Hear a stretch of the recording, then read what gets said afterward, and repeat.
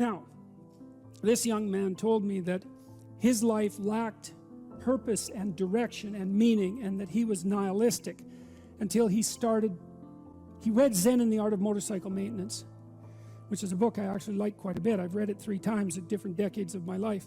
And one of the things that's very interesting about that book is that it's an examination of the idea of quality, of the idea that there are qualitative distinctions between things, and that we have an instinct to make qualitative distinctions. And so a qualitative distinction is simply, this is better than that, which is a judgment. Okay, now what Ratzinger is hypothesizing is that the person in and of, you know how the modern idea is you're supposed to accept yourself. I think that's an insane idea, by the way. Really, I can't think of a more nihilistic idea than that you're already okay. It's like, no, you're not. And the reason you're not is because you could be way more than you are. And so what do you want to be? You want to be okay as you are? Or do you want to strive towards what's better? And this young man, this Australian, he said that the reason that Zen and the Art of Motorcycle Maintenance had such an impact on him was because he wasn't happy with his current mode of being, right? He didn't consider the manner in which he conducted himself sufficient. And the fact that the author of Zen, and it was Pirsig, laid out the notion that you could make qualitative distinctions, and there really was a difference between good things and bad things, or great things and evil things. It gives you direction. It gives you the possibility of moving upward.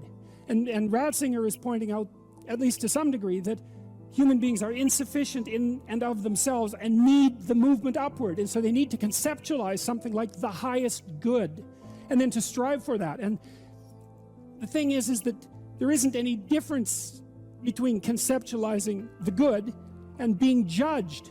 Because if you're going to conceptualize the good and move towards it, what you have to do is separate from yourself all those things that aren't good and leave them behind. And that's why the Redeemer and the Judge are the same thing. And one of the things that's really appalling, I think, about our modern world is that we're rejecting the notion of qualitative distinctions. You say, well, we don't want to hurt anybody's feelings by saying that one thing is better than another. It's like, okay, fair enough. It's not fun to be cast off with the damned, that's for sure. But if people are in fact insufficient in their present condition, which seems to be the case, I mean, try finding someone who isn't, then if you deny the possibility of qualitative distinction because you want to promote a radical egalitarianism, then you remove the possibility of redemption, because there's no movement towards the good. And it seems to me that it's a catastrophe to sacrifice the good for, well, it's a catastrophe to sacrifice the good for the equal. Because for us to be equal would mean, as far as I can tell, that we would all be equally unredeemed and miserable.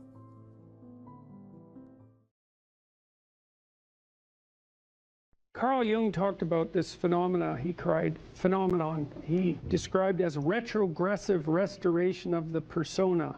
It's a complicated idea, but basically what it means is that sometimes you take a leap forward and you learn some things, but you can't catalyze a new identity, so you try to go back and hide in your old identity. And that actually doesn't work, because, well, things have changed and you've learned something, and that isn't who you are anymore. And so it's like you have to cut parts of yourself off in a destructive manner to fit back into the person that you were. Now what happens here is that Pinocchio escapes from this tyrannical situation and undergoes this descent into chaos, but he tries to go back home. He tries to go back to what he was, and he can't do that anymore. His father isn't at home anymore. And so when he goes home, he finds that there's no home there. Now, this happens to people sometimes, and it's often a shock to them, so they'll often stay under the thumb of their father. And you think, well, why would someone do that? Because it means they're subject to the tyrannical judgment of their father. They're always concerned about what their father would think, or whether their father approves of them, and so forth. And you think, well, that's got to be an unpleasant place to be. Why would you do that? Freud said, for example, that no one could be a man unless his father had died. And Jung said, yes, but that death can take place symbolically. Okay, so there's that part of the idea. And then another part of the idea is One of the times in your life when you actually realize that you're an individual is when you'll go and ask your parents something and you'll realize they actually don't know any more about what you should do than you do. And that sucks. And that's partly why people are often willing to maintain a tyrant-slave relationship with their father. It's like, on the one hand, you have to be inferior in a relationship like that. You know, you've always got the judge watching you. But on the other hand, there's always someone who knows what to do. There's always someone standing between you and the unknown that you can go ask, what should I do? Well, at some point, you'll realize that the reason you can't ask that anymore is because they actually don't know any more than you do. And then that's a pain. Like that is a symbolic death. And that's also when you establish a more individual relationship with your parents. It's at that point that you could conceivably start taking care of them instead of the reverse. And that's a time that should come. But you have to let that image of perfection go. And that exposes you. Well, that's what happens here. You know, Pinocchio goes home and he wants things to be the way they were, and he wants to stay under the careful care of the benevolent father, but that's no longer possible. He's past that point, and that's why the father has disappeared. And so Geppetto has gone off to look for Pinocchio because he also needs his son, but in any case the house is abandoned. And so then we see inside the house that everything's covered with cobwebs and everything's gone, and Pinocchio and the crickets sit on the steps and they're very concerned. First of all, they wonder where he went, so they're actually concerned that he's gone, but they also don't know what to do because there's just no going home. And so, you know, that's also the case that once you hit a certain point in your development, well, it's the same thing we already talked about. The answers that you're looking for are not going to be found in your parents' house. It's as simple as that. Now, you could artificially maintain your dependency, but, you know, if you do that for too long, things get pretty ugly.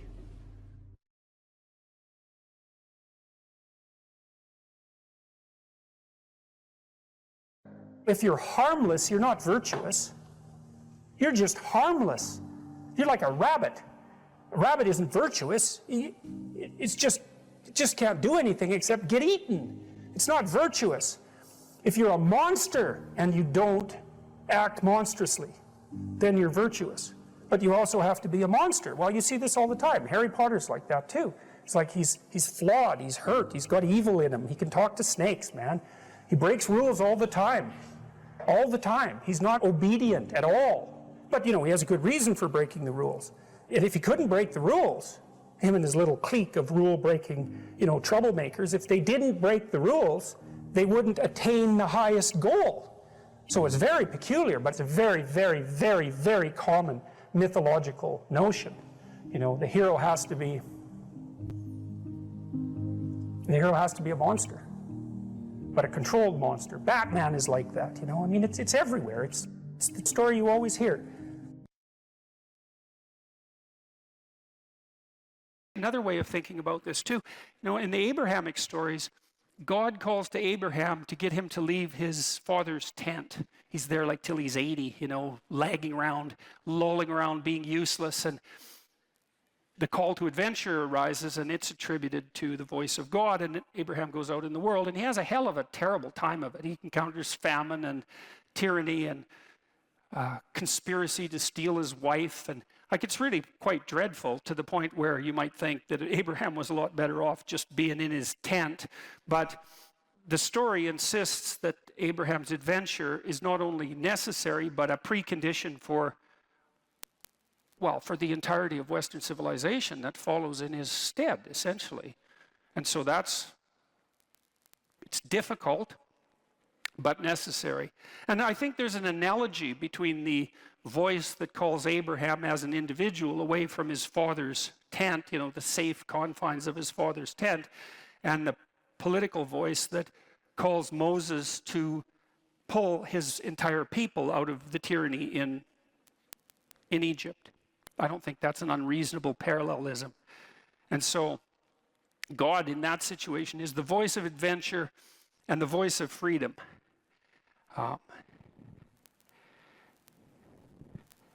Okay, now, Moses heeds this call and convinces the Pharaoh, eventually, to let the Israelites go. And so they leave tyranny.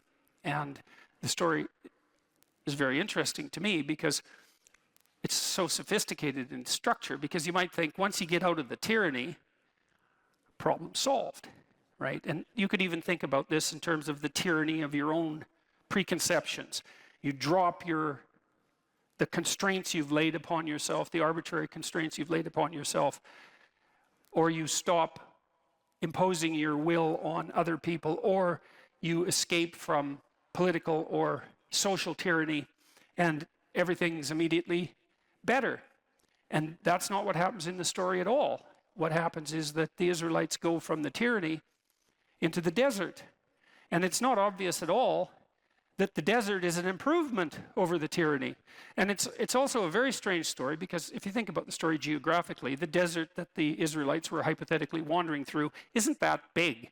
And they're there for like 45 years, and you think, well, that's kind of a failure of leadership. It'd take like 2 weeks to walk across the desert, yet they're out there for 45 years or 40 years.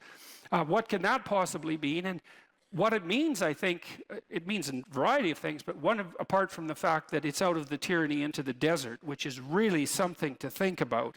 Like, why won't you drop your stubborn preconceptions if they're just constraining you, you know? Or why would people subject themselves to totalitarian oppression if they could just let it go and then everything would be all right? And the answer is, everything wouldn't be all right. It might get worse initially. And that's sort of what seems to happen in the Exodus story. It's like in the desert. And how long? 40 years, 3 generations.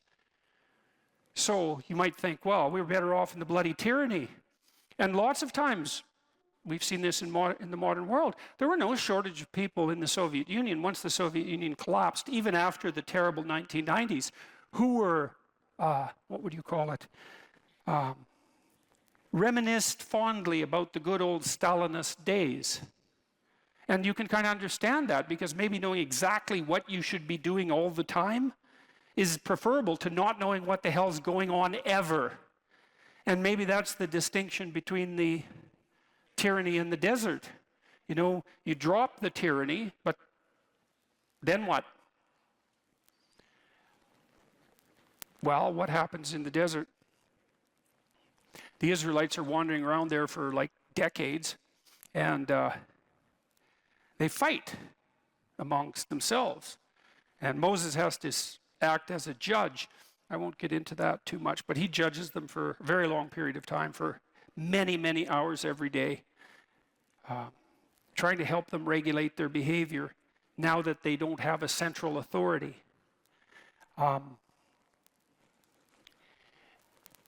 They also become faithless.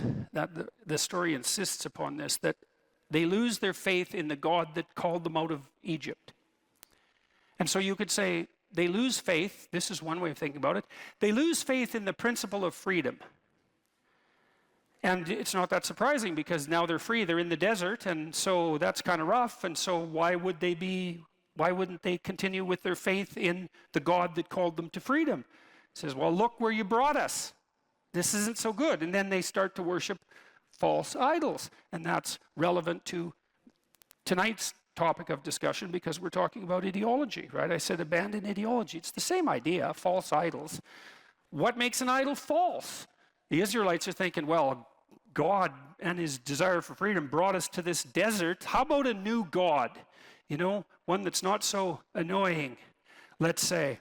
And so that's all well and good, and they start worshiping all sorts of different idols, golden calf, for example, and they're having a fine old time of it, fractionating into their multiple groups of belief, worshiping false idols. I should make just a side note about what worship means, because it's a weird word. And I would say, you know, if you hero worship someone, then you want to be like them. And so worship has that fundamental element of mimicry. And so that's tied nicely to this notion that what you believe is what you act out, not what you say is true. And so to worship something is to be compelled by the desire to imitate it. You know, you might say, well, if you're a big fan of a star, you're someone make a joke near you and say, well, you worship that person. It's like, well, it's not exactly a joke. The grip of that admiration is part of the impetus to imitate. And so then I would say, well, just as what you value most highly is that which you act out, what you worship is that which compels you to imitate. That's what the act of worship means. To imitate and to celebrate. To celebrate is to put at the highest place. To say this is the highest of values. And so now the Israelites are out in the desert and they're worshiping false idols, which means they're putting the wrong thing in the highest place. And then we have the same objection. How do you know that it's the wrong thing? Which is the same question. How do you know when a belief is an ideological belief and when it's valid? Or can you even say such a thing? And how do you know when you're saying it that you're not just falling into the same trap? I'm trying to puzzle that out piece by piece. I want to tell you a side story here, then we'll go back to the narrative. A couple of side stories. On the back of your dollar bill, there's a pyramid. And at the top of the pyramid, there's a cap, and the cap is separated from the pyramid, and there's an eye in the cap. Okay. And then in the Washington Monument, the top of the Washington Monument, there's a pyramid, and at the top of the pyramid, there's a cap, and it's made out of aluminum. In ancient Egypt, that cap was made out of gold. The reason it's made out of aluminum in Washington is because aluminum was more expensive than gold when the Washington Monument was made, and they wanted to make the cap of the pyramid, which is the thing at the very top of the pyramid. They wanted to make it out of the most valuable material. Now, why would you want to make what's at the top of the pyramid out of what's most valuable? And the answer to that is something like, the thing that's at the top of the pyramid, since it's at the top, should be the thing that's most valuable. And what's most valuable? Well, gold's valuable. Why? Well, it's like the sun. It's incorruptible. It's a noble metal. It gleams like the sun. It's a symbol of value. And so the notion there is that the thing that's at the very pinnacle of the pyramid should be the thing that's most valuable. And then we're back to the question. How do you know that something is valuable compared to something else?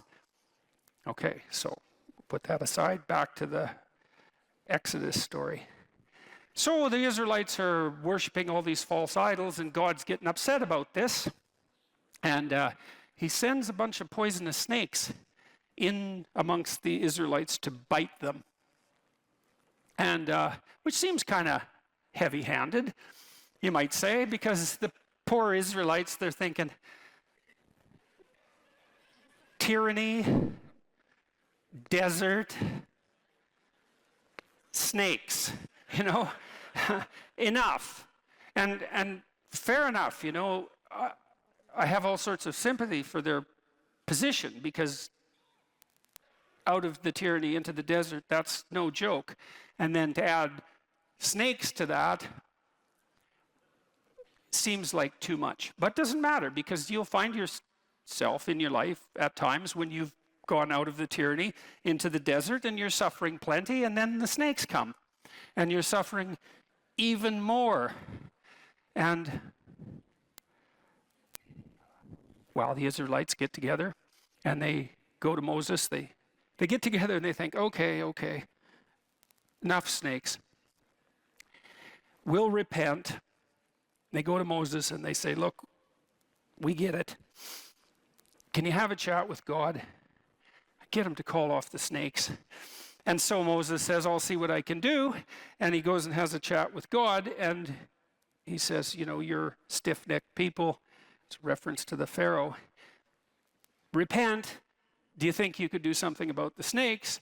And God has a perfect opportunity there to just get rid of the snakes, since he brought them. But that isn't what happens. And that's extremely strange, at least. Now, I'm not going to claim that what I am going to tell you that I think it means is what it means, because who knows these things. But I think we could all agree that at the very least, that's very strange. The whole story is strange, but that's strange. Moses goes to God. He says you could call off the snakes, and God doesn't. He says something almost incomprehensible. Instead, he says, you should take a Moses already has a staff. It's the staff of Moses, and he's done all sorts of magic tricks with it before, like turning it into a snake and having it turn back into a staff. And I won't get into that. That's a very interesting idea in and of itself. But God tells Moses' staff is also the staff of God. It's the thing that Moses relies on. It's, in some sense, it's the thing he can lean on. And so the staff is something you can lean on. And when you're walking, of course, the staff helps you stand and walk. And so it's a support.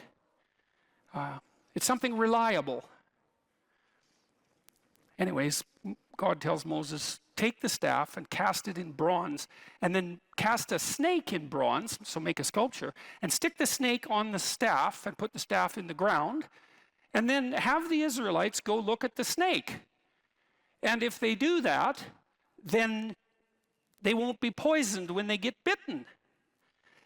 And you think, what the hell is going on with that story? It's like, it's so peculiar. You know, this is one of those situations with the story you think there's either something deep going on here, or it's completely,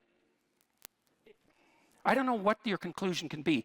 It's incomprehensibly strange, but that's the story. And so anyways, the Israelites go and they look at the snake, and then they're not poisoned anymore. And then here's even a weirder twist on that story. So many thousands of years later, Christ says, according to the Gospels, that he has to be lifted up like the snake Moses hung on the staff in the desert, which takes a story that's already unbelievably peculiar and makes it way more peculiar. Because you think, well, why in the world would someone who is reputed to be the savior of humanity, regardless of whether or not you believe that, why would he associate himself with a snake? And then, especially given, the reputation of the snake, and more particularly, why associate himself with the particular snake that Moses used because God told him to in the desert? It's another one of those situations where there's either something going on here that's extremely mysterious, or what is it? What is it? Is it a kind of insanity? It's not obvious at all what to do with that story. But here's what you do with it if you're a clinical psychologist, or if you're me and you're a clinical psychologist. One of the things we have learned is that we've learned a couple of things as clinicians, let's say. Here's one: honest speech cures people.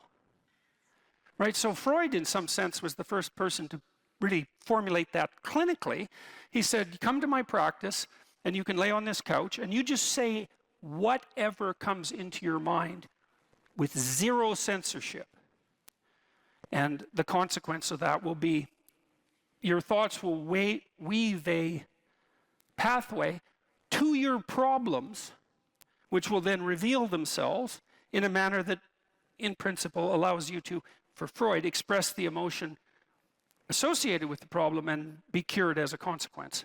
Now, I don't think Freud had that right, because it's not the expression of the emotion that's curative, but it is the case that clinicians have agreed that untrammeled speech, so that would be free speech, except in the clinical setting, is in fact curative. And you kind of know that, right? Because you have people around you, perhaps, that you can tell the truth to, and vice versa. And there are times when, well, all the time, that might be painful, because they tell the truth, and so do you, but it's really helpful, and sometimes it's absolutely bloody necessary, right? Especially if you're in trouble, because you want someone that you can tell the truth to who will return the favor. And because thought is associated with adaptation, then true thought is going to be associated with redemption. So the truth sets you free in that regard. And so that's one thing that clinicians have all converged on, regardless of their school of clinical endeavor. And here's another. If you voluntarily confront what you're afraid of, you get braver. And so the behavior therapists, the Freudians figured this out a bit, because they would have you revisit trauma that occurred earlier in your life. And that's a pretty common therapeutic technique. We should talk about those things that still plague you emotionally. I don't think we should talk about them so that you get to express the associated emotion. I think we should talk about them so you figure out how it was that you were vulnerable enough so that you got hurt, and then figure out how to not have that happen anymore. I think that's really the conclusion of a century's worth of clinical practice. But the other conclusion is, you face what you're afraid of voluntarily, you get better. So if people have a phobia of elevators, they're agoraphobic, you can teach them slowly to approach an elevator and to open it and to go inside it, and their fear of the elevator will radically decrease. And their fear of many other things will decrease simultaneously, because it turns out that when you face the things you're afraid of voluntarily, you don't get less afraid. You get braver. And that's better than less afraid, because imagine if it's just less afraid, you'd have to expose yourself to every single thing you were ever afraid of, in order to become less afraid. But if you got braver, you just expose yourself to some of the things that, that intimidate you, and there'd be a growth of personality as a consequence of that, and then you'd be better off in facing all of the things you're afraid of. Well, that's what happens in the desert. So there's this weird idea, and I don't know what to make of it exactly, but you can see what you can make of it. God could have just called off the snakes, but he seems to have made a decision that no, the snakes are there and there's nothing that can be done about them, but you can make people a hell of a lot better than they are. And one of the ways you do that is by encouraging them to voluntarily confront the things they're afraid of. And people are very, very, very, very tough. And it turns out that if you face things that you can put up with a lot more than you think you can put up with, and you can do it without becoming corrupted. And she did recover quite fully, and much as a consequence of her own machinations, because she figured out what was wrong with her and then took the necessary steps to fix it, which is nothing short of a bloody miracle as far as I'm concerned. And anyways, part of the cat bit is, I actually start by talking about our dog, who actually died about a year ago, but he's still alive in the book. I let people know, because dog lovers love dogs, and if you love cats, then they think you don't like dogs, and then they don't like you. So I also point out at the beginning of the chapter that, if you want to pet a dog on the street, that's okay too, so you don't have to get up in arms about it. But the idea is that, you have to be alert when you're suffering. You have to be alert to the beauty in life, the unexpected beauty in life. And that's kind of what I was trying to get across with the idea of the cat. There's this cat that lives across the street from us called Ginger, and Ginger's a Siamese cat. And cats really aren't domesticated, technically speaking. They're still wild animals, but they kind of like people.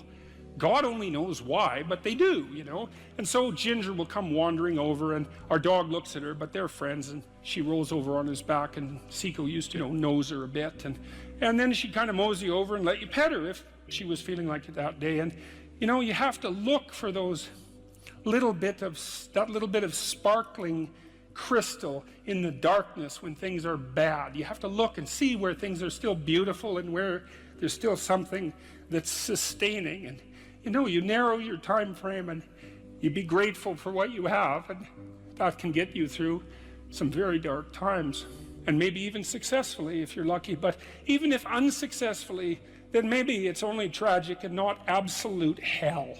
And you can do that, in the worst situation. You can make it only tragic and not hell. And there's a big gap between tragedy and hell. There's nothing worse at a deathbed than to see the people there fighting. The death is bad enough, but you can take that, as terrible as it is, and make it into something that's absolutely unbearable. And maybe I think, and this is sort of what I closed the book with, this idea is that if we didn't all attempt to make terrible things even worse than they are, then maybe we could tolerate the terrible things that we have to put up with in order to exist, and maybe we could make the world into a better place, and it's what we should be doing and what we could be doing, because we don't have anything better to do. And that's what the book is about, and that's the end of 12 Rules for Life.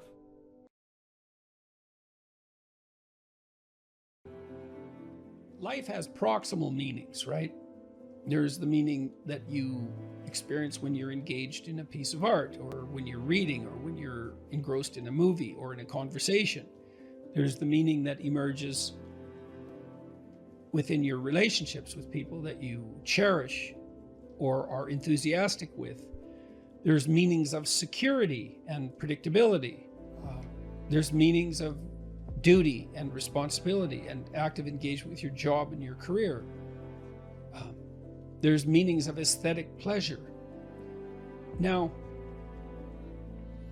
all of those have their value, and each of them has their place. And maybe there's a hierarchy of value there as well, so that some of those meanings are deeper than others. And then you might say, well, what characterized the deepest of all meanings? And it would be something like relationship with the transcendent, and that would establish a relationship between you and what's always been conceptualized as God, which is generally supposed to be something ineffable, right? It's not definable, but you might think about it as the central animating spirit of the age, or the value around which all other values are organized, or the wisdom of the ages, or the creative spirit that possesses you when you're inspired, or what grips you with enthusiasm at a sports event or at a musical event. All of those things. And we need a relationship with that, and we find our deepest meaning in that relationship. And if we don't find it, I think if we don't find it in something that's explicitly religious, then we tend to magnify something of lesser value, say something political, into that to fill the void. So yes, life has proximal meanings without God, without eternity, but at the ultimate level, something's lacking. And it's the desire to fulfill that lack that, and maybe the lack itself, that's part and parcel of the religious instinct.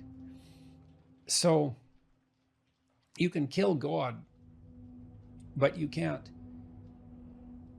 That doesn't rectify the hunger for God. And then that hunger seeks out replacements. That's how it looks to me.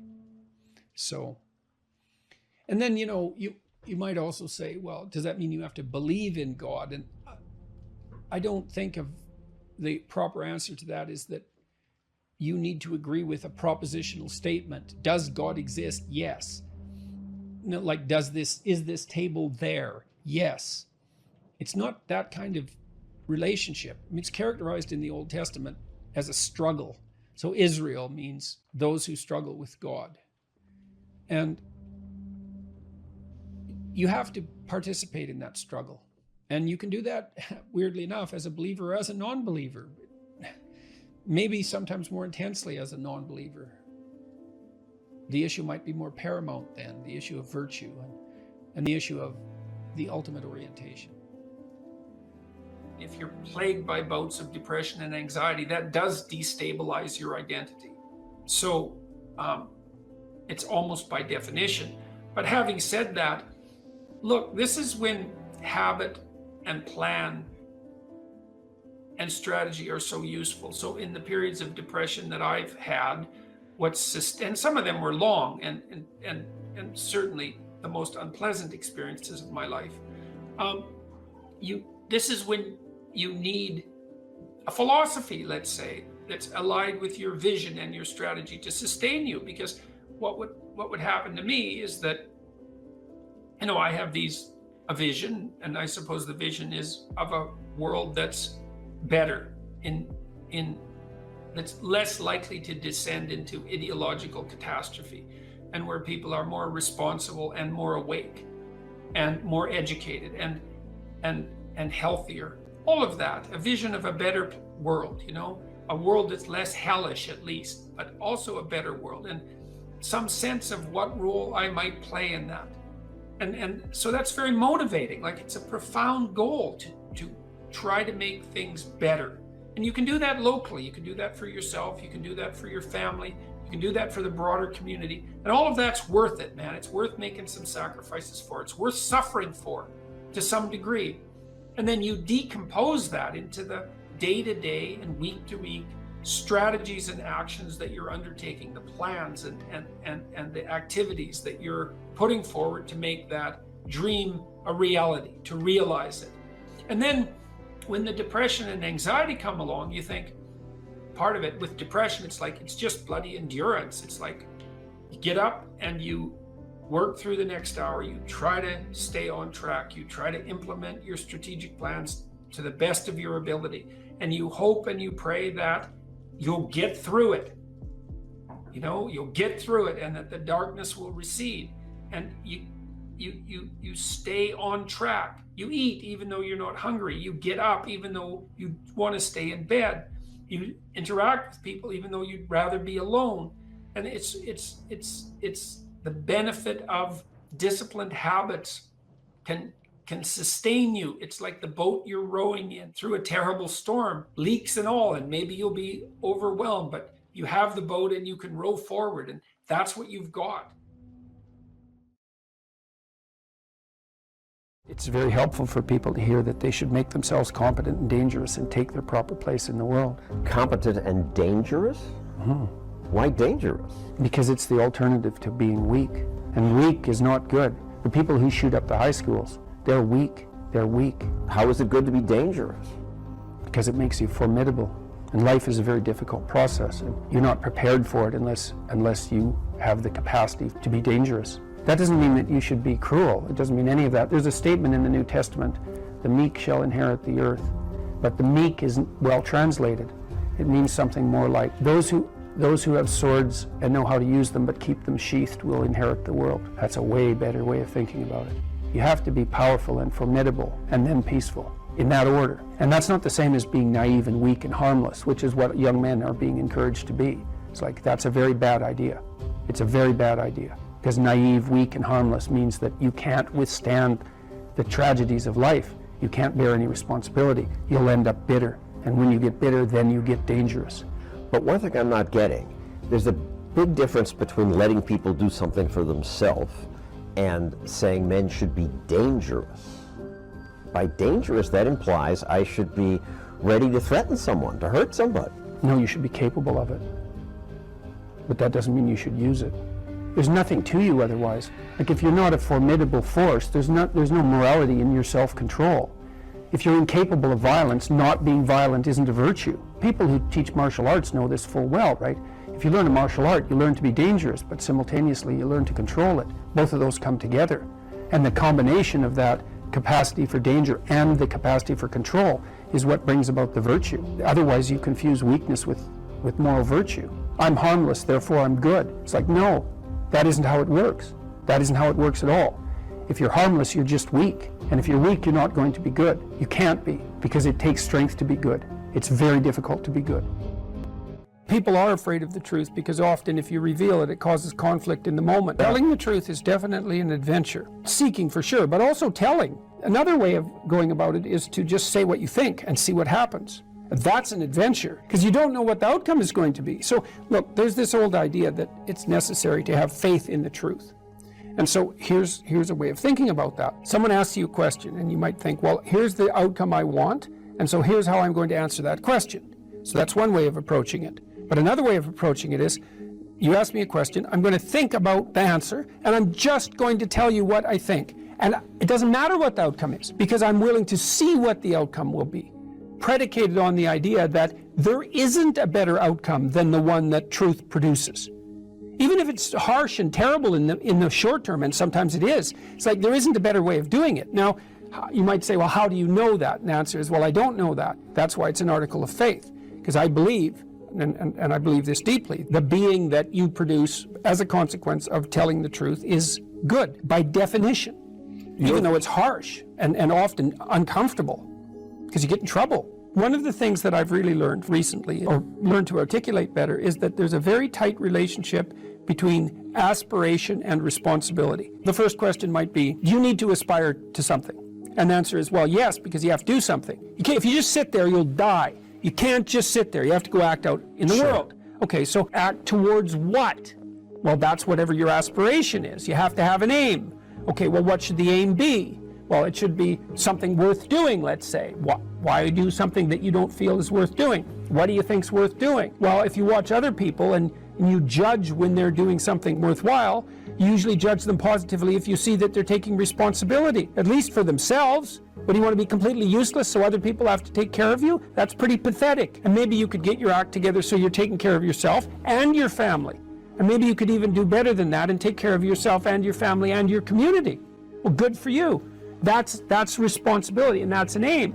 Well, here's one of the things that's cool about that, is that your life doesn't have meaning without aspiration or an aim. Okay, so you need a hierarchy of values. There's got to be something at the top. It's got to be something important. If you don't have that, your life doesn't have any meaning. So if you criticize the hierarchy, or even the idea of hierarchy, you destroy the idea of aspiration, and then people have nothing. Well, that's not helpful. People are built for a struggle and they're built for a weight, and you want to take on a heavy burden voluntarily. See if you can put yourself together. See what you can do out in the world while you're waiting to die. It's an all-in game. It better be worthwhile. You need a family, you need friends. Like, you don't need to have all these things, but you better have most of them. Family, friends, career, educational goals, plans for, time outside of work, attention to your mental and physical health, etc. That's what life is about. And if you don't have any of those things, well, then all you've got left is misery and suffering. So that's a bad deal for you. So, number one, specify your damn goals, because how are you going to hit something if you don't know what it is? That isn't going to happen. And often people won't specify their goals too, because they don't like to specify conditions for failure. So if you keep yourself all vague and foggy, which is real easy, because that's just a matter of not doing as well, then you don't know when you fail. And people might say, well, I really don't want to know when I fail because that's painful, so I'll keep myself blind about when I fail. That's fine, except you'll fail all the time then. You just won't know it until you've failed so badly that you're done. And that can easily happen by the time you're 40. You would like to be productive and have a good life, and that's how you make the schedule. It's like, and then you look at the day and you think, well, if I had that day, that'd be good. Great, and you're useless and horrible, so you'll probably only hit it with about 70% accuracy, but that beats the hell out of 0, right? And if you hit it even with 50% accuracy, another rule is, well, aim for 51% the next week, or 50.5% for God's sake, because you're going to hit that position where things start to loop back positively and spiral you upward. So that's one way that you can work on your conscientiousness, is to plan a life you'd like to have. And you do that partly by referring to social norms. That's more or less rescuing your father from the belly of the whale. But the other way you do that is by having a little conversation with yourself about, as if you don't really know who you are, because you know what you're like. You won't do what you're told. You won't do what you tell yourself to do. You must have noticed that. It's like you're a bad employee and a worse boss, and both of those work for you. You don't know what you want to do, and then when you tell yourself what to do, you don't do it anyways. But, my point is that you have to understand that you're not your own servant, so to speak. You're someone that you have to negotiate with. And you're someone that you want to present the opportunity of having a good life to. And that's hard for people, because they don't like themselves very much. They're always like cracking the whip and then procrastinating, and cracking the whip and then procrastinating. And it's like, God, it's so boring and such a pathetic way of spending your time. And you know what that's like, because you probably waste like 6 hours a day. What you do now is going to multiply its effects in the future. And you need to know what your damn time is worth. One of the things you should be asking yourself is, when you spend an hour, was that, well, what if I paid someone $50 to have had that hour? And if the answer is no, it's like, well, maybe you should do something else with your time. And it depends on whether or not you think that your time's worthwhile. But the funny thing about not assuming that is, if you assume your time isn't worthwhile, what happens is you don't just sit around sort of randomly in a state of responsibilityless bliss. What you do is you suffer existentially. Someone who is incapable of cruelty is a higher moral being than someone who is capable of cruelty. And I would say, and this follows Jung as well, that that's incorrect, and it's dangerously incorrect, because if you are not capable of cruelty, you are absolutely a victim to anyone who is. And so part of the reason that people go watch anti-heroes and villains is because there's a part of them crying out for the incorporation of the monster within them, which is what gives them strength of character and self-respect, because it's impossible to respect yourself until you grow teeth. And if you grow teeth, then you realize that you're somewhat dangerous, or maybe somewhat seriously dangerous, and then you might be more willing to demand that you treat yourself with respect and other people do the same thing. And so that doesn't mean that being cruel is better than not being cruel. What it means is that being able to be cruel and then not being cruel is better than not being able to be cruel. Because in the first case, you're nothing but weak and naive. And in the second case, you're dangerous, but you have it under control. And you know, a lot of martial arts concentrate on exactly that as part of their philosophy of training. It's like, we're not training you to fight. We're training you to be peaceful and awake and avoid fights. But if you happen to have to get in one, and I guess the philosophy also is that if you're competent at fighting, that actually decreases the probability that you're going to have to fight, because when someone pushes you, you'll be able to respond with confidence, and with any luck, and this is certainly the case with bullies, with any luck, a reasonable show of confidence, which is very much equivalent to a show of dominance, is going to be enough to make the bully back off. And so the strength that you develop in your monstrousness is actually the best guarantee of peace. And that's partly why Jung believed that it was necessary for people to integrate their shadow. And he said that was a terrible thing for people to attempt, because the human shadow, which is all those things about yourself that you don't want to realize, reaches all the way to hell. And what he meant by that was, it's through an analysis of your own shadow that you can come to understand why other people are capable, and you as well, of the sorts of terrible atrocities that characterized, let's say, the 20th century. And without that understanding, there's no possibility of bringing it under control.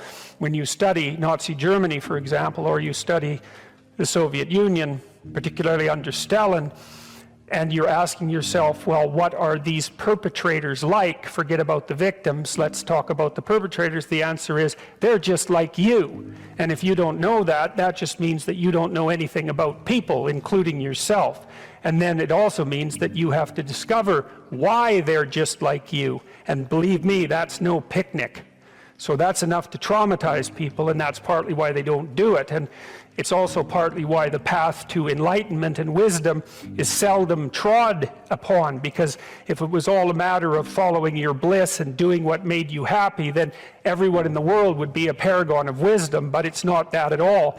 It's a matter of facing the thing you least want to face. And it's also very much worth thinking about with regards to setting up your life in general. It's like, if you concentrate solely on your career, you can get a long way in your career. And I would say that that's a strategy that a minority of men preferentially do. That's all they do. They work like 70, 80 hours a week. They go flat out on their career. They're staking everything on the small probability of exceptional status in a narrow domain. But it's hard on them. They don't have a life. It's very difficult for them to have a family. They don't know how to take any leisure activity. Like, they get very one-dimensional. Now, it may be that that unidimensionality is the price you have to pay to be exceptional at one thing, right? Because if you're going to be something like a genius level mathematician, and you want to do that for, or a scientist, say, it's like, you're in your lab all the time, you're working 70 hours a week or 80 hours a week, you're smart, you're dedicated, you're unidimensional, and that's how you get to beat all the other people who are doing that. It's the only way. But the problem is, you don't get a life. Now, if you love being a scientist and you have that kind of focus of mind, well, first of all, you're a rare person, and second, you're going to pay for it. But fine, more power to you. But it's a risky business to do that. You sacrifice a lot for it. You know, and I would say most often, if you're speaking about having a healthy life, that isn't what you do. You spread yourself out more. So, you know, you have a family, you have some things that you do outside of work that are meaningful to you and useful. You have a network of friends. Well, those 3 things alone, or 4 things alone, are plenty to keep you well oriented. And then if one of those things collapses, you know, everything doesn't go. Now, the price you pay for that is, the more you strive to optimize that balance, the less likely you are to be fantastically successful at any single one of them. but you might have a very, if you consider your life as a whole, that might be a winning strategy. One of the things Carl Jung said, I really liked this. He thought that men went after perfection and women went after wholeness. So they're different value, they're different, there's something different at the top of the value hierarchy. So perfection would be stake it all on one thing and look for radical success. Not that all men do that, because they don't, but we're talking about extremes, at least with regards to the men that do that. The wholeness idea is more like, well, it's like I want one thing in my life to be 150%, or I want 5 things in my life to be 80%. Well, there's a lot more richness in a life where you have 5 things operating at 80%, but you're not operating at any of them at 150%. So, and I really believe this because I've watched men and women go through their careers now for a long period of time, and one of the things that, there's lots of things that produce this, but one of the things that I've noticed is that mostly women in their 30s bail out of unidimensional careers. They won't do them. They won't put in the 80 hours a week that they would have to put in order to dominate that particular area. And it isn't, the reason that they won't do it is because they decide it's not worth it. And no wonder, because why would that be worth it? You have to ask yourself that. It's like, well, you want to be an outstanding scientist. It's like, okay, really, that's what you want, because that means that's what you do. Because you're competing with other people, they're smart, they're hardworking, and if you want to be at the top, you have to be smarter and work harder than any of them. And working hard means working long hours. I mean, it also means working diligently, but in the final analysis, it's also an additive issue. If I'm smart and hardworking and I can crank out for 70 hours a week, and you do it for 30, it's like, in 2 years, I'm so far ahead of you, you will never ever catch up. So, anyways. And I think maybe part of the reason too that women are oriented that way more than men, I think there's 2 reasons. One is socioeconomic status does not make women more attractive on the mating market, but it does make men more attractive. And the second is women's time frame is compressed, right? Because guys can always say, well, I'll have kids later, and they can say that till they're like 80. Whereas women, it's like, no way, man, you got to get it together by the time you're, let's say 40, but really probably by 35, but definitely by 40, because otherwise it ain't happening. And that's bloody dreadful. Like, the most unhappy people you ever see, no. No. One of the common routes to extreme unhappiness is to want children and not have them. I wouldn't recommend that. You see couples who are in their 30s. 1 couple in 3 over the age of 30 has fertility problems. That's defined as inability to conceive after 1 year of trying. 1 in 3. So it's worth thinking about, because people are very, very unhappy if they want to have kids and then they can't. Man, you're in the medical mill for 10 years if that's what happens to you. It's known from multiple dimensions simultaneously that the system that produces happiness, let's say in the founder's sense, produces that emotion in relationship to the observation of movement towards a valued goal. And so you can derive some conclusions from that. The first is that without a goal, there's no happiness, by definition, because happiness marks movement towards a valued goal. The next is, well, the higher the goal, the more value there is in the observation of movement towards it. And so out of that, you might ask, well, then what's the highest goal? Because why don't we go for that? Well, then you could say, well, you should do your best for the best. You might say, well, that's just to make me hedonically happy. It's like, well, wait a second, cocaine will work for that, because it actually even activates this system. But what about tomorrow and next week and next month? And so the problem with hedonism as a goal is, first of all, it vanishes when you're suffering. But even failing that, if you're serving yourself hedonically in the narrow sense, it's just about me and my pleasure. It's like, okay, which you? Today's you, tomorrow's you, next week's you, next month's you. What about next year, 5 years from now, 10 years from now? You're going to lead a hedonic and dissolute life, and what are you going to be, a burnt-out shell and a wreck, a dismal wreck in 10 years? Because that's what will happen. And so if you don't construe yourself as a community stretched out across time, then you're not even serving yourself. And if you do construe yourself as a community stretched across time, then serving other people and serving yourself turn out to be exactly the same thing. I just did a course on the Sermon on the Mount, and Christ, in one of the sections of that sermon, he says to people that you shouldn't lose your saltiness, you shouldn't lose your savor. And you're the salt of the earth, and without that salt, everything loses its flavor. And salt is a preservative, and it's a spice, and that's often conceptualized, that phrase, as referring to the salt of the earth, you know, the solid, reliable types who bear all burdens. But that is not what it means. I looked at a lot of different translations. I talked to a lot of people about that verse, and really what it means is, well, there should be some spiciness and unpredictability and humor about you. And there should be some play in the system, right? Because that's what stops you from just being the narrow, dead, past letter of the law with no spirit. There should be some snake inside the tree, right? There should be some fire inside the bush. Those are all ways of construing that are symbolically equivalent. There should be some dynamism in you, and a fair bit of that's associated with, well, enthusiasm. That's fun, but enthusiasm means to be imbued with the Spirit of God. That's why people like comedians so much too, because that's what they do. And so you have to leaven the duty with humor, and your book does a lovely job of that too, because your book, which is a very conservative book in the best possible way, and is a call to duty and responsibility, but you constantly return to themes of both stoicism and humor, which are tied together in some sense, you know. I was just in Newfoundland for the last week doing a documentary there, and Newfoundland's a rough rock, and it's beautiful and harsh. And the people there are tough and resilient, man, because they had to be. And Newfies have a great sense of humor, and they're always making fun. And that's a necessary leaven, right?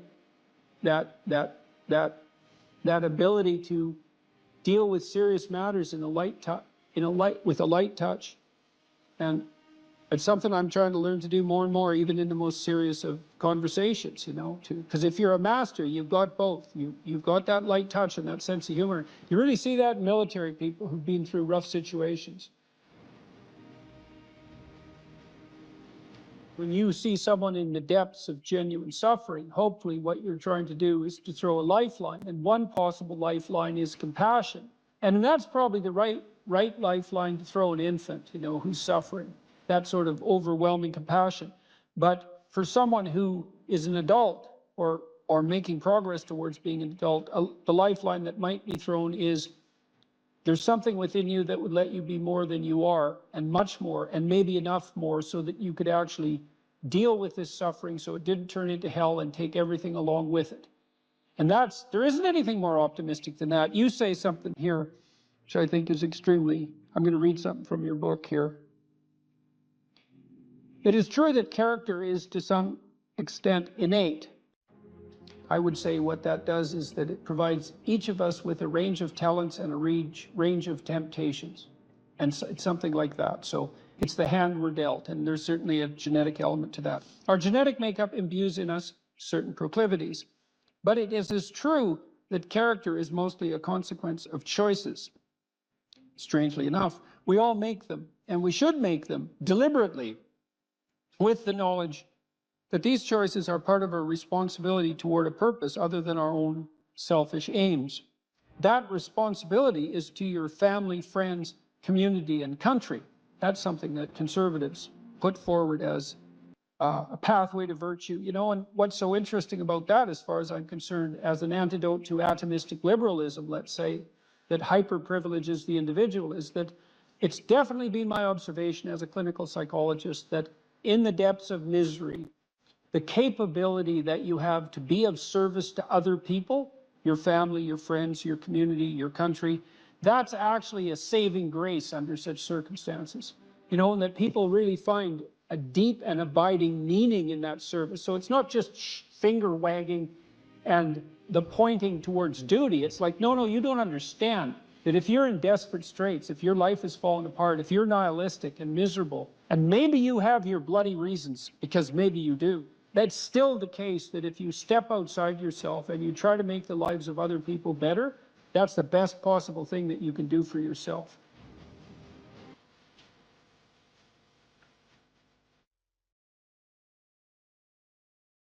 Assuming you want to get better, there's usually something you can figure out that would constitute a step towards some sort of concrete goal. And my presumption, it's a behavioral presumption fundamentally, is that small accruing gains that repeat are unbelievably powerful. You can tyrannize yourself into doing things, but I wouldn't recommend it. What I would recommend instead is that you ask yourself what you're willing to do. It's a really effective technique. It's like a meditative technique. So for example, you can get up in the morning and you can think, well, you know, I'd like to have a good day today, so I'd like to go to bed tonight without feeling guilty because I, you know, didn't do some things I said I was going to do, and I'd like to have kind of an interesting day. So you got to fulfill my responsibilities, and I want to, you know, enjoy the day. Then you can ask yourself, well, what would I have to do in order for that to happen that I would do? And the probability, if you practice this for 3 or 4 days, is your brain will just tell you. It'll say, well, you know, there's that piece of homework that you haven't done for like 3 weeks. You should knock that sucker off because it would only take you 10 minutes and you've been avoiding it and torturing yourself to death for 72 hours straight. And say, well, let's figure out what your aims are. You got to have some aims, whatever they are. And they might say, well, I'm so depressed I don't have any aims. And then I say, well, pick the least objectionable of the aims and act it out for a while and see what happens. Because sometimes your emotional systems are so fouled up that you have to pretend. You have to act the thing out before you can start to believe it. Life can be meaningful enough to justify its suffering. I thought, God, that's such a good idea. Because it's not optimistic exactly. You know, some people will tell you, well, you can be happy. It's like, those people are idiots. I'm telling you, they're idiots. There's going to be things that come along that flatten you so hard you won't believe it. And you're not happy then. And so if life is to be happy, well, in those situations, what are you doing? Why even live? But life isn't to be happy. If you're happy, you're bloody fortunate, and you should enjoy it. You should, because it's the grace of God, so to speak. People know when they're doing something meaningful. They can tell, so why the hell don't they do meaningful things all the time? It seems obvious. You could do it. I mean, it's hard, you know, because other people want you to do other things, and it's a struggle, but everything's a struggle. Oh, I get it. I see why. It took me about 10 years to figure this out. People have a choice.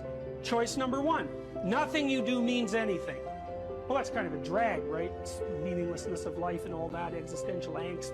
You know, that's kind of a pain. But the upside of nothing that you do is meaningful is you don't have to do anything. You've got no responsibility. Now, you have to suffer because things are meaningless, but that's a small price to pay. The alternative is everything you do matters. Really. If you make a mistake, it's a real mistake. If you betray someone, you tilt the world a little more sharply towards evil rather than good. It matters what you do. Well, if you buy that, then you can have a meaningful life. But there's no mucking around. It means responsibility. It means that the decisions you make are important. It means that when you do something wrong, it's wrong. Well, do you want that?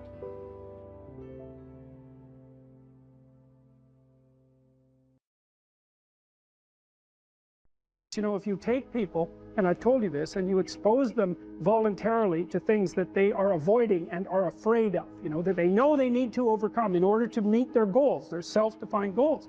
If you can teach people to stand up in the face of the things they're afraid of, they get stronger.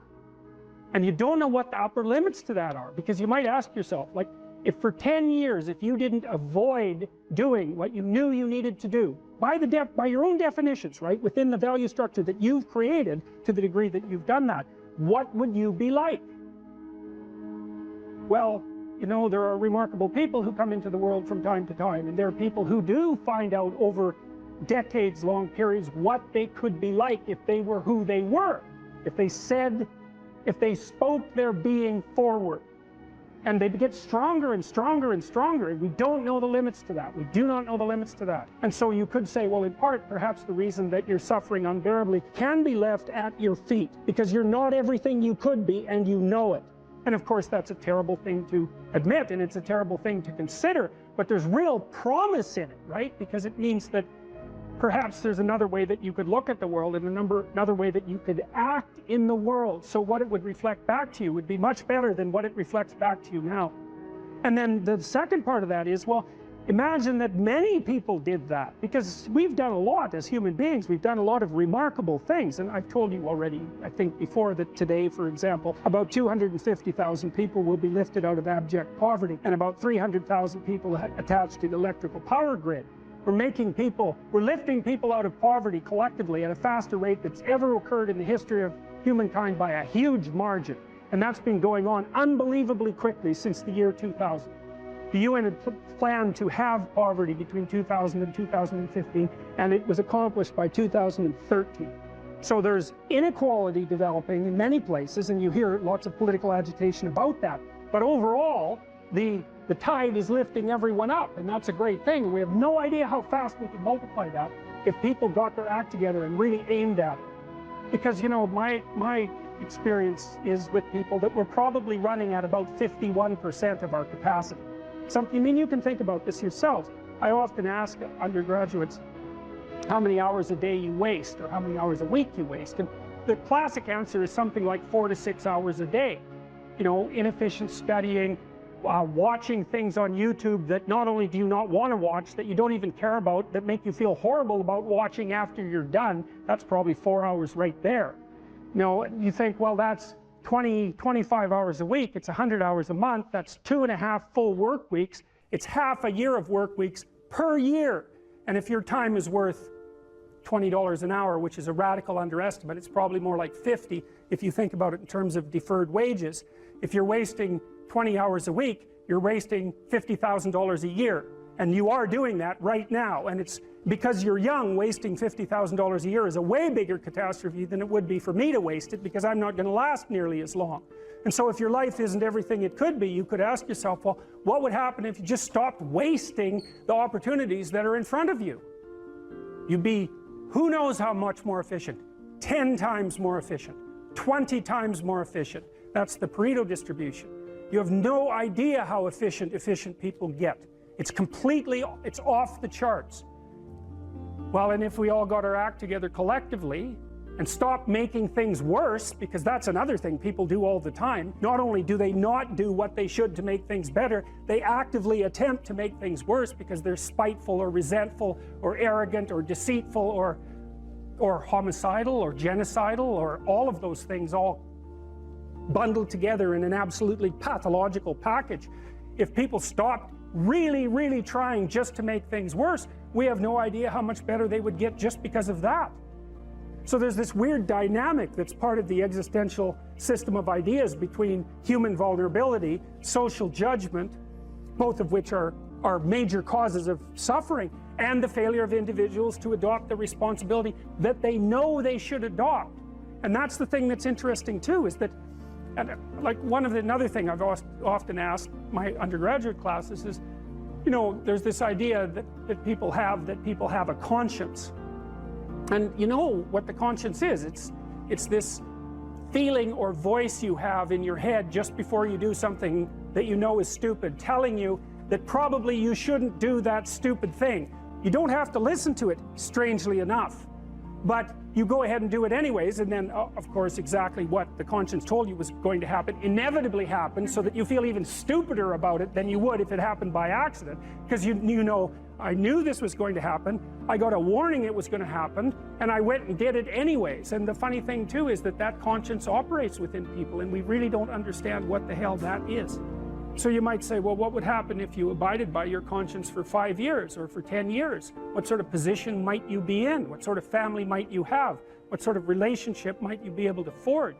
And you can be bloody sure that a relationship that's forged on the basis of who you actually are is going to be a lot stronger and more welcome than one that's forged on the basis of who you aren't. Now, of course, that means that the person you're with has to deal with the full force of you in all your ability and your catastrophe, and that's a very difficult thing to negotiate. But if you do negotiate it, well, at least you have something, you have somewhere solid to stand, and you have somewhere to live. You have a real life, and it's a great basis upon which to bring children into the world, for example, because you can have an actual relationship with them instead of torturing them half to death, which is what happens in a tremendously large minority of cases.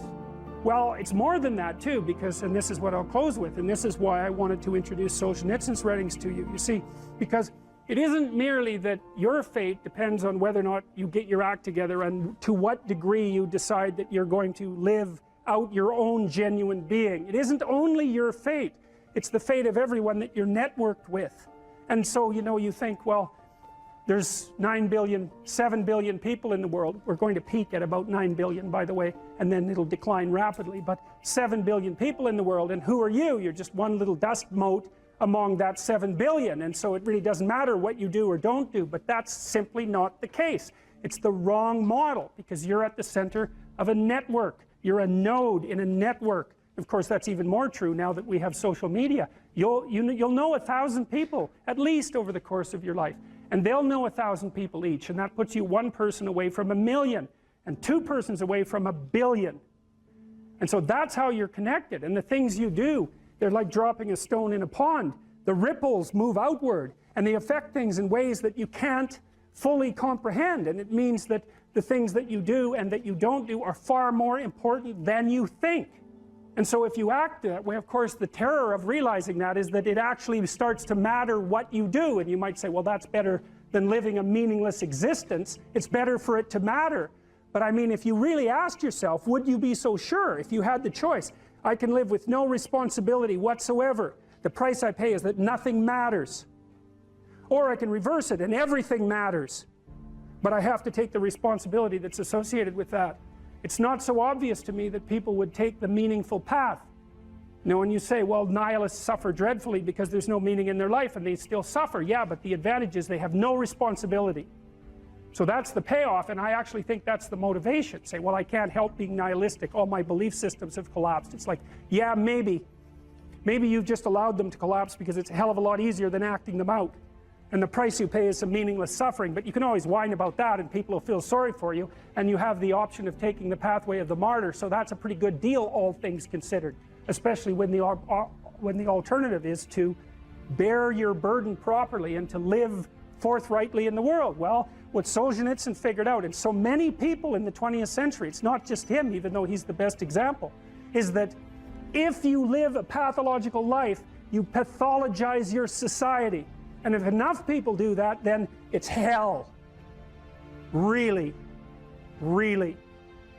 And you can read the Gulag Archipelago if you have the fortitude to do that, and you'll see exactly what hell is like. And then you can decide if that's a place you'd like to visit, or even more importantly, if it's a place you'd like to visit and take all your family and friends, because that's what happened in the 20th century.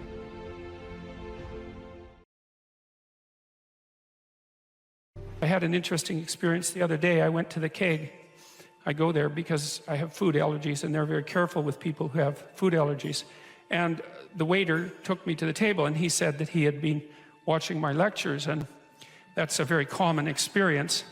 And he was happy about that, and he said that he'd had 2 promotions at the keg in the last 4 months because he'd been watching my lectures. And I really found that an affecting experience, because, you know, you might say, well, he's working as a waiter at the keg and there's nothing particularly heroic about that. And I disagree with that, actually, because I don't care where you're located, you can do a hell of a job, and I mean that literally. You can take whatever job you have and you can make it a real nice little piece of absolute misery. Or you can act like a civilized human being and notice that no matter where you are, there's a richness and a complexity that's completely inexhaustible right at hand.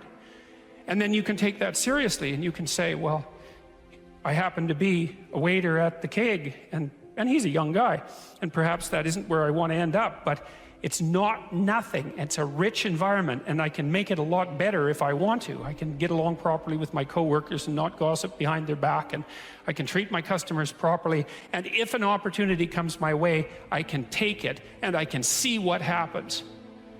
And so he said that's what he'd started doing, and that things were working out much better for him. He was in a much better job than he was 3 months ago. And 3 months, that's nothing, right? I mean, that's a nice trajectory. It's an uphill trajectory, and that's what you want, really. An uphill trajectory is actually even better than being somewhere good, as far as I'm concerned, because one of the things that really makes your life meaningful is the clear realization that you're headed somewhere better than you are now. And then it's even better if you also understand that there's a direct causal relationship between the things that you're doing and the steepness of that incline. And so I get a lot of letters from people like that.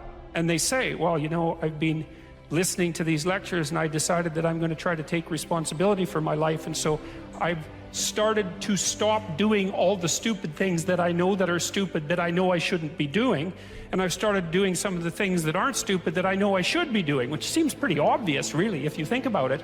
But obvious though it may be, that isn't necessarily what people do. And then they write and say, you can't believe what difference that makes. And they're thrilled about it. And so I'm thrilled about it when I get letters like that, because I really don't experience anything as better than a letter like that or a message like that, because it's so good to see things that aren't so good replaced by something better. And I really do think it's an open question. I truly believe it's an open question to what degree we could make things better if that's what we actually aimed at doing. Well, there's two modes of being in the world, right? There's one where you adopt the responsibility for living properly, for being properly, and you make the sacrifices necessary for doing that, and then everything will flourish properly. And the other one is a pathway of resentment and bitterness and rejection and murder and genocide, and that just seems exactly right to me. And so if the positive path beckons, if you can actually see what it is, if you can lower yourself enough to see what it is. Carl Jung said once that modern people didn't see God because they didn't look low enough. It's a phrase I really, really like, because people denigrate the opportunities that are right in front of them. And there's no reason to do that, because what's right in front of you is the majesty of being. That's what's right in front of you. It's inexhaustibly complex and full of potential, and there's no reason to assume that wherever you happen to be isn't as good a starting place as anywhere else. Now, you know, I know some people have terrible, terrible lives. They're in situations that are absolutely unbearable, but I also do know that even situations like that can be made a hell of a lot worse by the worst kind of attitude, that's for sure. So anyway, so that's where you are. You're in a damaged structure. You're a damaged structure. You're in a damaged structure. But, you know, at least it's got some walls. You know, you're not being fed to the lions on a regular basis, so that's a good thing. And you can emerge forward heroically to confront the chaos that constantly threatens the structure within which you live. And you can free something as a consequence of that. You can learn something. You can strengthen yourself. That's the other thing, because what you're actually made of, in many ways, what informs you, what you're made of, is what you encounter when you voluntarily encounter the unknown. And so the more you voluntarily encounter the unknown, the more you get made of. And the more you get made of, the more there is to you. And then the more you're good at encountering the unknown and restructuring order and calling forth proper order out of the potential of being. And God, you got to think, why wouldn't you do that, since you can do that? And it's an endless mystery. You know, I think part of it is that people don't aspire to the highest good because they're deeply ashamed of themselves and their weaknesses and their insufficiencies. And that's not the only reason. I mean, there's the desire to avoid responsibility, and there's all the negative motivations as well, like resentment and hatred and the desire to make things worse. I don't want to, you know, give us too much of a break, but it's something like that. It's okay to not be in a very good place if what you're trying to do with that not very good place is make it better. And the fact that things aren't exactly the way they should be at least gives you something to do, you know, and maybe something great to do, because there's no shortage of suffering and trouble that besets the world that you could conceivably ameliorate in some way. And the utility of that and the intrinsic meaning of that is self-evident. So it also makes me curious about nihilism, for example, and despair, because, I mean, I understand those emotions. I understand them deeply, and the intellectual mindset goes along with it, but they just seem beside the point to me in some sense, because there are so many things that need doing that all you really have to do is open your eyes and look at them and then decide that you're actually going to do something about them. And you might think, well, what's within my scope of influence is so trivial that it's not worth doing. It's like, it won't stay trivial for long if you do it. Not at all. And I don't think it's trivial to begin with. I really don't believe that anything done right is trivial. My experience in my life has been that anything I actually did paid off.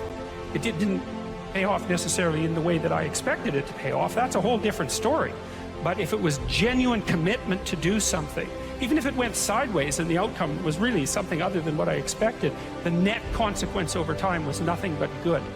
So every new frontier that can be conquered is an advance forward, and there's no shortage of frontier because we're surrounded by the unknown. We're surrounded by our own ignorance, and we can continually move into that domain, into the domain of chaos, or we can restructure pathological order, and that's the secret to proper being.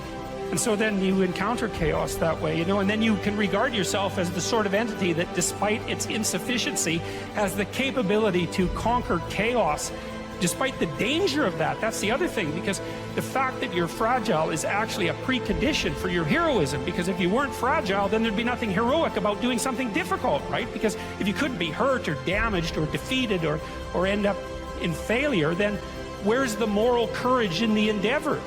It has to be that the fragility is built into the courage. And so it's not a reason not to engage in it at all. In fact, quite the contrary. And so then, you know, what do? Well, you put the city back together, and maybe the way you want it, so that it's functional and efficient and beautiful, and so that people can flourish there, and flourish in a manner that makes them feel that the unbearable catastrophe of being is worth it for the experience. That's what you're aiming at.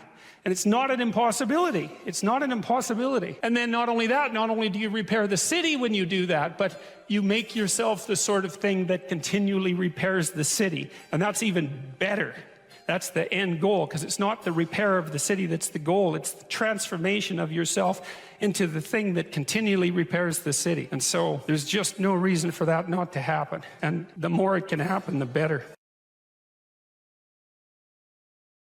It's funny that philosopher Kierkegaard, you don't usually hear a joke that starts like that, by the way. He wrote 150 years ago, and he was one of the first people who really wrote about anxiety. He was one of the first psychological philosophers. And he regarded himself as rather useless, all things considered.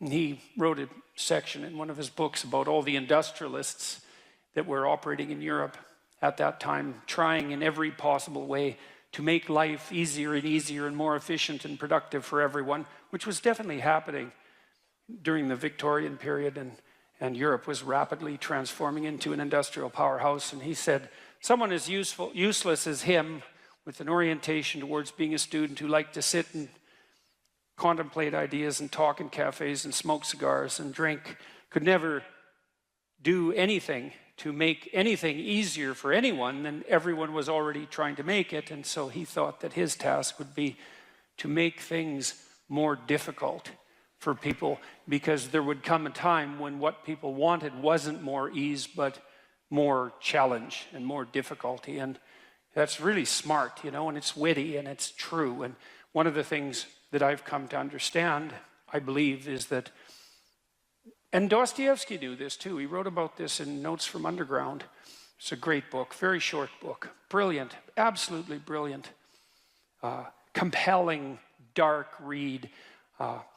It's the confession of a miserable, resentful, like murderously genocidal bureaucrat who evaluates his own soul, I suppose, and confesses his sins. And it's also a critique of the idea of utopia oriented towards security. And Dostoevsky, who was dealing with the set of ideas that are really tearing us apart culturally right now, this idea of a eventual utopia based on something like security and safety. Dostoevsky really objected to that back in, this is like 1860, a long time ago. He said, you know, the thing about people that you don't really understand is that, he said, fundamentally we're ungrateful and we can curse. That's what distinguished us from the animals, which I thought is pretty damn comical. But he said something very interesting, you know. He said, if you set up a utopia so that all people had to do was eat cakes and busy themselves with the continuation of the species, that, yeah, right, Russian humor, you know, that after a surfeit of that, after enough of that, which would happen quite quickly, people would just go mad just to break things, just so something unexpected and remarkable could happen, and that we're not built for security and safety, but for something, well, let's call it adventure, something like adventure. That's a good thing to know, you know, because you don't want to suffer unduly. That seems reasonable. And you might think, because of that, that really what you want is happiness. But then Solzhenitsyn, for example, he wrote about what happened in the Gulag Archipelago under Stalin and said, you know, if your goal is happiness, what are you going to do when the jackboots hammer down your door at 2 in the morning and haul you off to the prison camp, because you're not going to be happy there. And so, you know, happiness is a boat that's easily capsized and the waves are always there. And so if your philosophy is one of, say, impulsive happiness, same sort of thing Dostoevsky was pointing at, and Kierkegaard, then you're not prepared when all hell breaks loose. And all hell, it will absolutely 100% break through at some point in your life. And you're lucky if it won't be decades. You know, it'll certainly be some of it, and it might be a lot of it. And for some of you, it's going to be damn near the whole thing. And so if what floats your boat is happiness, you're going to be capsized by the first decent wave. And so then you might ask yourself, you know, what do you have instead of happiness that might be even more reliable? And I do think that adventure is more reliable than happiness. And in the Old Testament story of Abraham, founder of the Abrahamic faiths, and obviously what would you call it, a crucial figure in the development of world culture, Abraham is presented as a late bloomer, to say the least. He's like 83. People lived longer back then, at least so the story goes. And he had a very rich father by nomadic standards, and he could just sit around in the tent all day. And, you know, a doting mother and a rich father, he could just sit around in the tent all day and eat peeled grapes and busy himself with the continuation of the species. And but, you know, God appears to him and says, Get away, get out of your security, get out of your comfort, leave your family, leave your community, leave your nation, go out into the world. And it's a very interesting story. It's very interesting to contemplate it from both a psychological and a religious perspective, because what God is presented as in that book, which is a crucial book for as I said, for world culture, is God is presented as the manifestation of the Spirit that calls even the too secure and pampered to adventure. And then Abraham has a pretty rough time when he goes out and has his adventure. It's not all, you know, Skittles and roses from then on in. Quite the contrary. And he runs right away into like a conspiracy of elites to steal his wife. He runs into tyranny, runs into starvation. He encounters war. It's like he goes out in the world and he has the whole tragedy of his life, both on the social and political front and individually, you know. But the promise is the promise of adventure, and the implication is that if you have a sufficient adventure, then that cannot so much protect you from suffering, because perhaps that is impossible, but to justify it. And because you kind of know this in your own life. When you look at your life, you might look back on travails that you've undertaken, you know, and they've done end-of-life surveys with people and asked them what they regret. And, you know, people don't regret what they did that didn't work. They regret what they didn't do that could have worked. You know, they regret the chances they didn't take. And, you know, even if you do an evaluation of your biography, one of the things that you want to be able to say to yourself is something like, maybe there's nothing better you can say to yourself than this. You can think about this for yourself and see if it's true. That was extraordinarily difficult, but it was worth it. And, you know, it's not like you can have one of those without the other, because you can't imagine that you could have some confidence in what you've managed to accomplish, right? The kind of confidence that would instill you with a certain genuine sense of self-regard despite your fundamental inadequacy. To have that fundamental sense of self-regard that's grounded in something real, it has to be based in a narrative that approximates that was extremely difficult, but it was worth it. You have to have both of those. And so that's interesting, because one of the questions we always ask ourselves, this is the theodicy question, technically, You see the suffering in the world, you see the suffering of children, you see maybe your own children or your suffering, and you wonder, well, how can reality be constituted so that I can have faith in its essence when there is so much suffering? And one answer to that is something like, well, how much suffering do you want? And you might think, none. It's like, yeah, I don't think so. I don't think that's right. You want, at least you want something approximating optimized challenge. So you could say, at least you want to be pushed to your limit. And maybe you find the most exciting times in your life. In fact, you'll pay for this. You'll pay to have this experience, to be pushed to your limit. Not beyond it, or maybe even a bit beyond it, you know. And maybe not so far beyond it that you crumble and break and things fall apart. But, you know, could you be pushed to your limit optimally if there wasn't the possibility of falling apart and breaking? Like, that's an open question. How are you ever going to take something seriously if the consequences aren't actually serious? You know, and there's something delightful about dancing on the edge. That's why Hawaiians believed that surfing was sacred, you know, and it's because to surf you have to be on the edge, right? And the waves can come and take you out at any moment, but without the possibility of the waves rising to take you out, then you can't dance on the edge, and maybe that's exactly what you want to do, you know, and there's good evidence from the neuroscience literature that consciousness itself is something akin to dancing on the edge. So technically, when you're conscious, when you're awake, your brain is occupying a position between something. It's a position that's something like between chaos and order.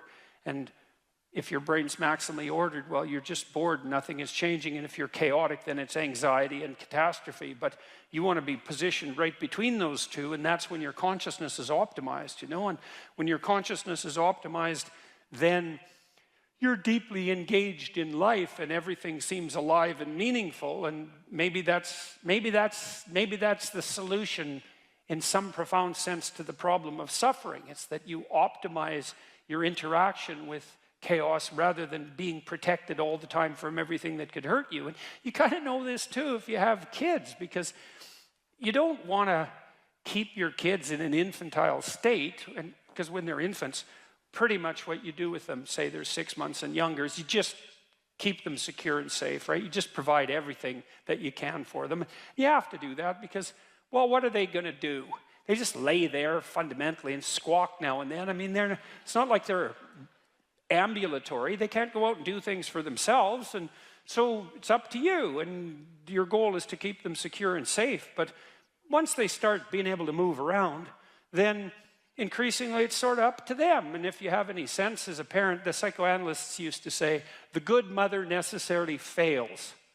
And what did they mean by that? They meant, well, you know, if you're committed to your infant when you're a mother for the first 6 months, it's like it's all the kid, 100%, full self-sacrifice devoted towards the infant. That's the right attitude. But even by 9 months, child can crawl around quite a lot. They're developing something of an independent will.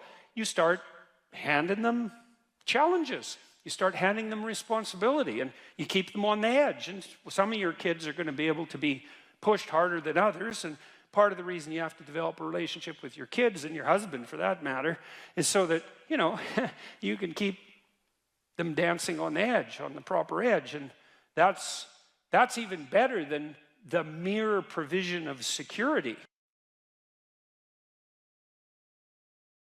In the future authoring program, which is the one we've done the most research on, so if people do this for 90 minutes badly before they go to college, it'll decrease the probability they'll drop out in the first year by 50%. That's amazing. And it works particularly well for people who are most likely to drop out. So a lot of psychological interventions help the good performers do even better and don't help the bad performers that much. And why do you think it helps them more? Well, I think the good performers already have a bit of a vision and a plan, whereas the bad performers, they're really ambivalent about what they're doing because they don't have a plan. And we'll talk more about why this is so important.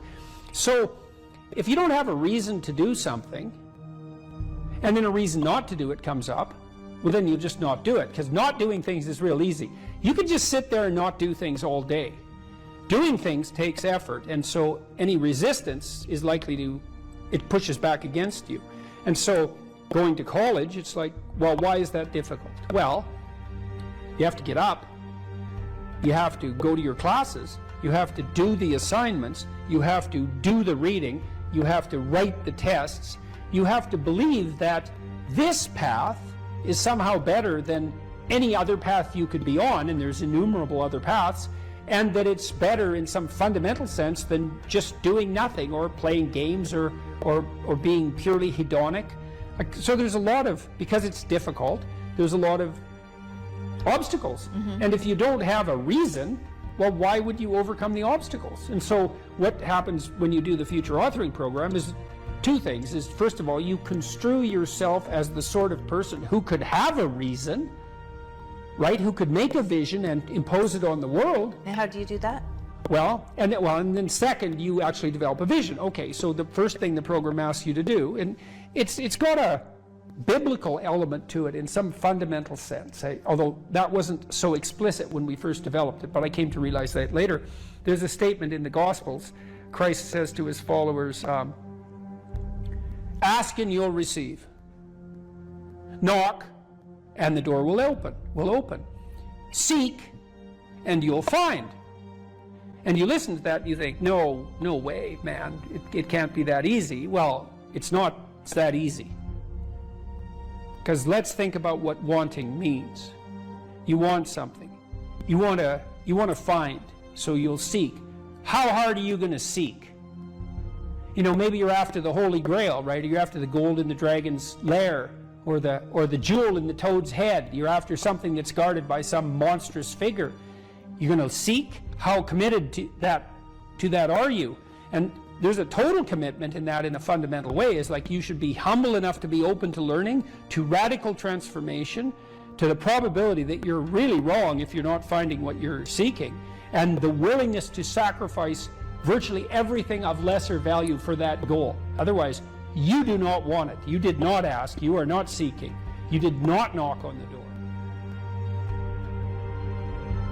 Well, this is the development of a vision. Now, you can construe consciousness as the implementer of the vision in the broadest sense. So what we really confront as human beings isn't a deterministic world that runs like clockwork, that the past pushes forward in an algorithmic or deterministic manner. That isn't how the world works. The way the world works is that we confront a horizon of possibility that's not predictable. It's somewhat predictable the way a musical piece is predictable. So it's rule governed, but it's not predictable in a deterministic way. And it's full of possibility and potential. That's actually its nature. It's potential in its nature. And to maximize the quality of our interaction with that potential, we have to impose a vision on it and then pursue the vision.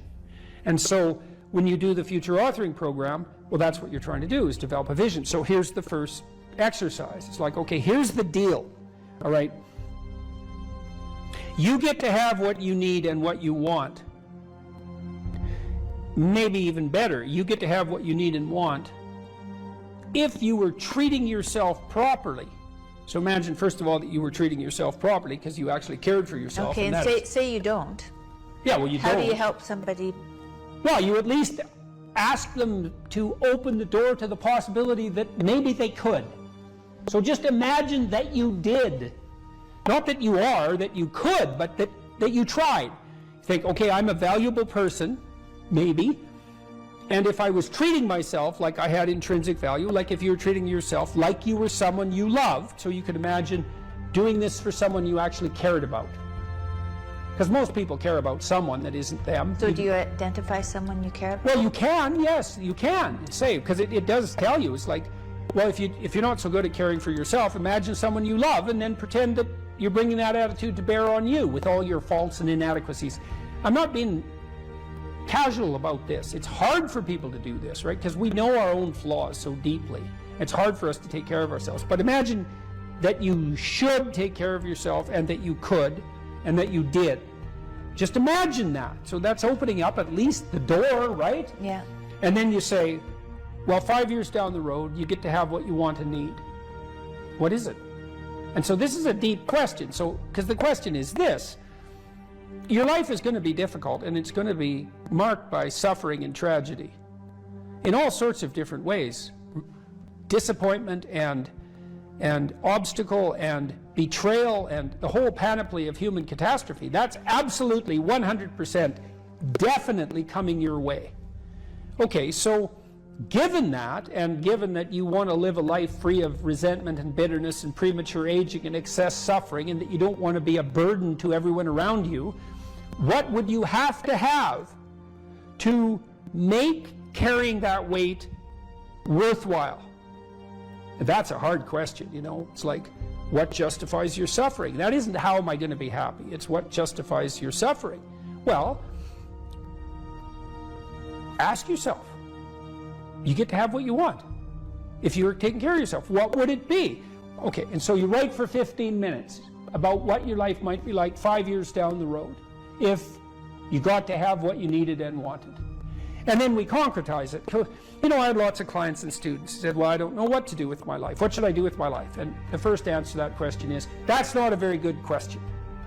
Because it's like, what, do you want a one-line answer to what you should do with your life? Like, life is everything, and you want a one-line answer to everything. No. Bad question. You can imagine a desirable future, but it helps to particularize it. So one of the things you might ask is, where do people find meaning? And the answer is, well, in multiple places. Here's some places people typically find meaning. So if clients came to me and they were depressed, first of all, I'd try to find out, are you depressed? Or do you just have a terrible life, or some combination of those two? And you might ask, what's the difference? And that's a really good question. If you're depressed, you have a good life, but you're suffering. So what would it mean that you have a good life? Well, it means somewhat different things to different people, but you can kind of triangulate on it. Probably you have an intimate relationship, or at least you have the prospects of one. So at least you want one, and you believe that maybe you could have one if you don't have one, and probably if you have a good life, you have one. You have some friends. They're real friends, right? You have some family members, children perhaps, if not children, parents and siblings, or perhaps both, grandchildren. You're nested inside a family, and your relationships with your family are desirable. You have a job or a career, and so if it's a job, well, then it's hard, and maybe you wouldn't have picked it as a vocation, but at least maybe you have good relationships with your coworkers, and you're doing something difficult, but that's actually socially productive and useful and generates an income. So that's not nothing.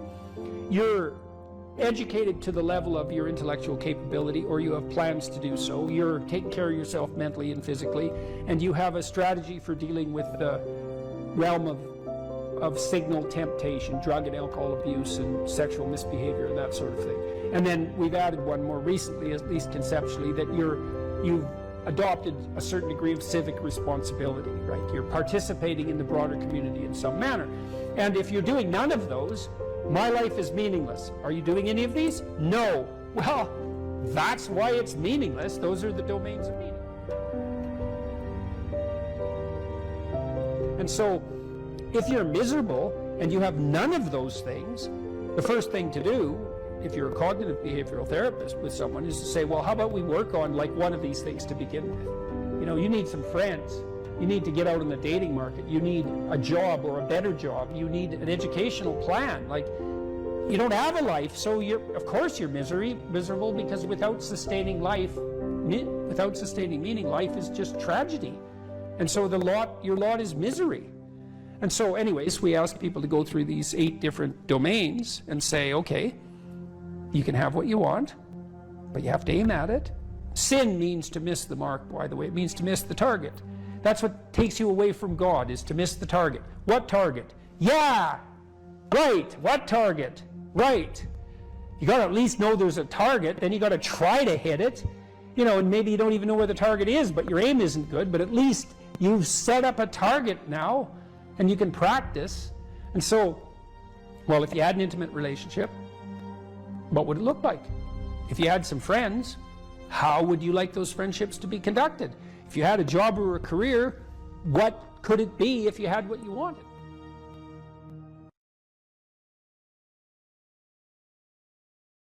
Put yourself together. And then maybe if you put yourself together, you know how to do that. You know what's wrong with you, if you'll admit it. You know there's a few things you could like polish up a little bit. that you might even be able to manage in your insufficient present condition. And so you might shine yourself up a little bit, and then your eyes will be a little more open, and then you can shine yourself up a little bit more, and then maybe you could bring your family together instead of having them be the hateful, spiteful, neurotic, infighting batch that you're like doomed to spend Christmas with. So then you fix yourself up a little bit, and then you got to figure out, well, can you figure out how to make peace with your idiot brother? And probably not, because he's just as dumb as you, so how the hell are you going to manage that? And so then maybe you get somewhere that way, and your family's sort of functioning, and you find out, well, that kind of relieved a little bit of suffering, although it reduced the opportunities for spiteful revenge, and that's kind of a pain in the neck. And so then you get your family together a little bit, and you're a little clued in then, at least a bit, because you've done something difficult that's actually difficult. You're a little wiser, and so then maybe you could put a tentative finger out beyond the family and try to change some little thing without wrecking it. So, and that's the other message of the West. It's like, how do you overcome the suffering of life? And I'm not saying it's only the message of the West. How do you overcome the suffering of life? Is be a better person. That's how you do it. Well, that's hard. It takes responsibility. And I think, you know, if you said to someone, you want to have a meaningful life? Everything you do matters. That's the definition of a meaningful life.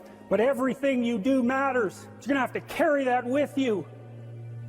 Or do you want to just forget about the whole meaning thing, and then you don't have any responsibility, because who the hell cares? And you can wander through life doing whatever you want, gratifying impulsive desires for how useful that's going to be. And you're stuck in meaninglessness, but you don't have any responsibility. Which one do you want? Well, ask yourself, which one are you pursuing? And you'll find very rapidly that it isn't the majority of your soul that's pursuing the whole meaning thing, because, well, look what you have to do that. You have to take on the fact that life is suffering. You have to put yourself together in the face of that. Well, that's hard. Christ, it's amazing people can even do it. I'm stunned every day when I go outside, and it isn't a riot with everything burning. There's all these ruined people out there. They've got problems like you can't believe. Off they go to work and do things they don't even like, and look, the lights are on. It's a miracle, and we're so ungrateful. College students, the postmodern types, they're so ungrateful. You know, they don't know that they're surrounded by just a bloody miracle. It's a miracle that all this stuff works, that all you crazy chimpanzees that don't know each other can sit in the same room for 2 hours sweltering away without tearing each other apart, because that's what chimps do. Anyways, so I got to the bottom of some things, at least as far as I can tell, so I told you what the bottom is, and then I got this idea about what you might do about it, which isn't my idea. It's an old idea. It's far older than Christianity. It's old. It's the oldest story of mankind. Get yourself together. Transcend your suffering. See if you can be some kind of hero. Make the suffering in the world less. Well, that's the way forward, as far as I can tell, if there is any way forward. Live without it. Assuming you want to get better, there's usually something you can figure out that would constitute a step towards some sort of concrete goal. And my presumption, it's a behavioral presumption fundamentally, is that small accruing gains that repeat are unbelievably powerful. You can tyrannize yourself into doing things, but I wouldn't recommend it. What I would recommend instead is that you ask yourself what you're willing to do. It's a really effective technique. It's like a meditative technique. So, for example, you can get up in the morning and you can think, well, you know, I'd like to have a good day today, so I'd like to go to bed tonight without feeling guilty because I, you know, didn't do some things I said I was going to do, and I'd like to have kind of an interesting day. So you got to fulfill my responsibilities, and I want to, you know, enjoy the day. Then you can ask yourself, well, what would I have to do in order for that to happen that I would do? And the probability, if you practice this for 3 or 4 days, is your brain will just tell you. It'll say, well, you know, there's that piece of homework that you haven't done for like 3 weeks. You should knock that sucker off because it would only take you 10 minutes and you've been avoiding it and torturing yourself to death for 72 hours straight. And say, well, let's figure out what your aims are. You got to have some aims, whatever they are. And they might say, well, I'm so depressed I don't have any aims. And then I say, well, pick the least objectionable of the aims and act it out for a while and see what happens. Because sometimes your emotional systems are so fouled up that you have to pretend. You have to act the thing out before you can start to believe it. life can be meaningful enough to justify its suffering. I thought, God, that's such a good idea. Because it's not optimistic exactly. You know, some people will tell you, well, you can be happy. It's like, those people are idiots. I'm telling you, they're idiots. There's going to be things that come along that flatten you so hard you won't believe it. And you're not happy then. And so if life is to be happy, well, in those situations, what are you doing? Why even live? But life isn't to be happy. If you're happy, you're bloody fortunate, and you should enjoy it. You should, because it's the grace of God, so to speak. People know when they're doing something meaningful. They can tell. So why the hell don't they do meaningful things all the time? It seems obvious. You could do it. I mean, it's hard, you know, because other people want you to do other things, and it's a struggle, but everything's a struggle. Oh, I get it. I see why. It took me about 10 years to figure this out. People have a choice. Choice number one, nothing you do means anything. Well, that's kind of a drag, right? It's the meaninglessness of life and all that, existential angst. You know, that's kind of a pain. But the upside of nothing that you do is meaningful is you don't have to do anything. You've got no responsibility. Now, you have to suffer because things are meaningless, but that's a small price to pay. The alternative is everything you do matters. Really. If you make a mistake, it's a real mistake. If you betray someone, you tilt the world a little more sharply towards evil rather than good. It matters what you do. Well, if you buy that, then you can have a meaningful life. But there's no mucking around. It means responsibility. It means that the decisions you make are important. It means that when you do something wrong, it's wrong. Well, do you want that?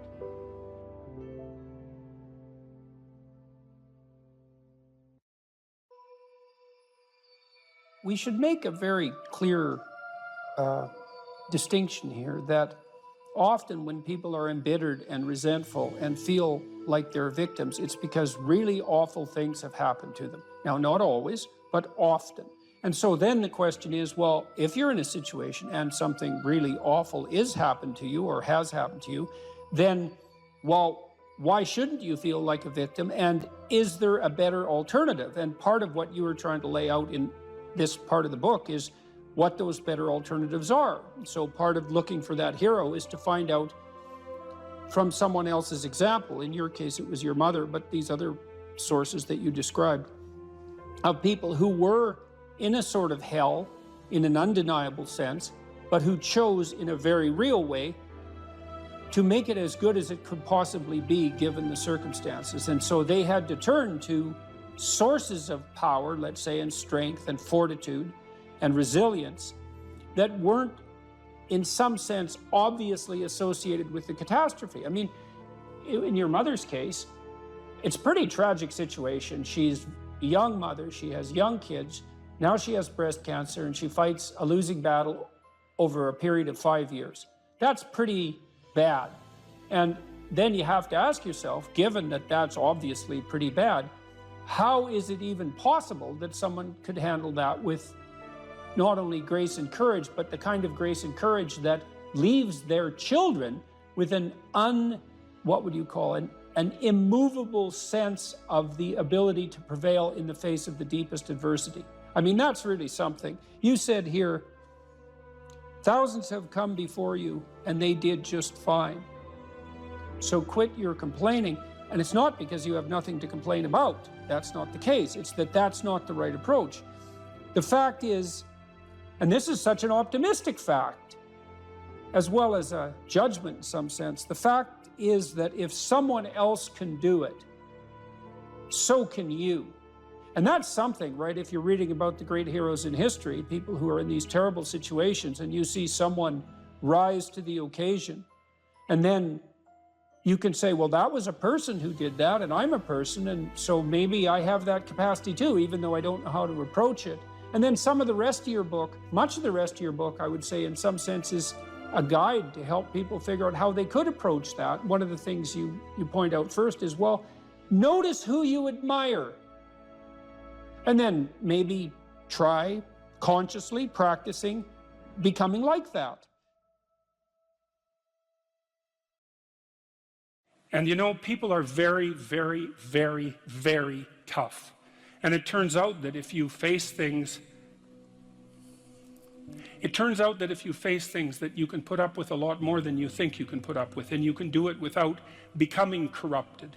And she did recover quite fully, and much as a consequence of her own machinations, because she figured out what was wrong with her and then took the necessary steps to fix it, which is nothing short of a bloody miracle as far as I'm concerned. And anyways, part of the cat bit is, I actually start by talking about our dog, who actually died about a year ago, but he's still alive in the book. I let people know, because dog lovers love dogs, and if you love cats, then they think you don't like dogs, and then they think they don't like you. So I also point out at the beginning of the chapter that, if you want to pet a dog on the street, that's okay too, so you don't have to get up in arms about it. But the idea is that, you have to be alert when you're suffering. You have to be alert to the beauty in life, the unexpected beauty in life. And that's kind of what I was trying to get across with the idea of the cat. There's this cat that lives across the street from us called Ginger, and Ginger's a Siamese cat. And cats really aren't domesticated, technically speaking. They're still wild animals, but they kind of like people.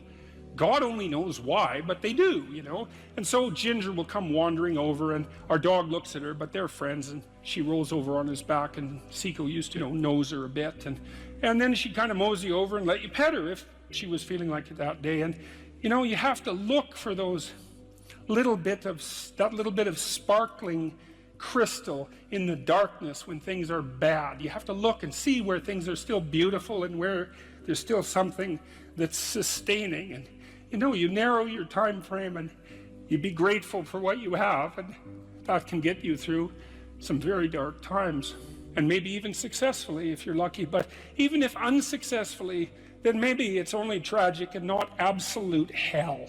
And you can do that, in the worst situation. You can make it only tragic and not hell. And there's a big gap between tragedy and hell. There's nothing worse at a deathbed than to see the people there fighting. The death is bad enough, but you can take that, as terrible as it is, and make it into something that's absolutely unbearable. And maybe I think, and this is sort of what I closed the book with, this idea is that if we didn't all attempt to make terrible things even worse than they are, then maybe we could tolerate the terrible things that we have to put up with in order to exist, and maybe we could make the world into a better place, and it's what we should be doing and what we could be doing, because we don't have anything better to do. And that's what the book is about, and that's the end of 12 Rules for Life. What sort of life would you have to have so that you could bear your suffering nobly? That's a good question to ask yourself. Now, and so we had people just write for 15 minutes. If you could have what you wanted and needed, what might that look like? And there's an instruction there too, is do it badly. Because what the hell do you know? And besides, your vision's going to change as you progress through your life. And so you're not going to get it done perfectly, but that's okay. Get it down. Get a rough first draft down, right? A rough approximation of who you could be if you got your act together. And not who other people think you should be, although that might enter into it, because you don't want to be completely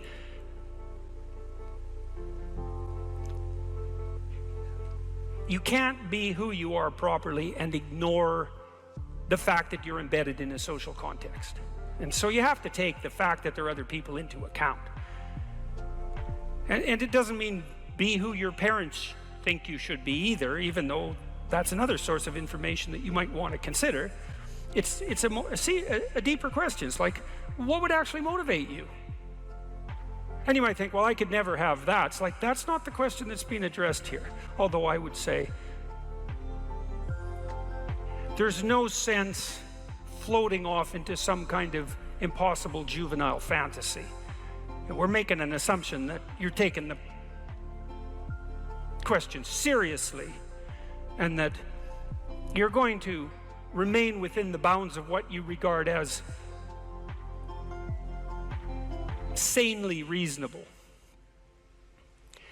So that's the first part. Second part was the opposite of that. It's like, okay, now you've specified a goal, where the goal is, in some sense, both your character and your life. And you've specified that rather vaguely. You only had 15 minutes to write about it.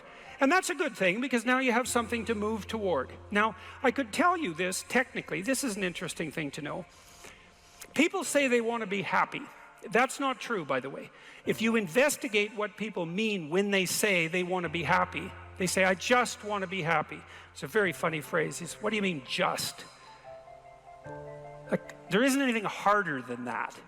So you can't just say just, that's all you want. You just want to be happy all the time.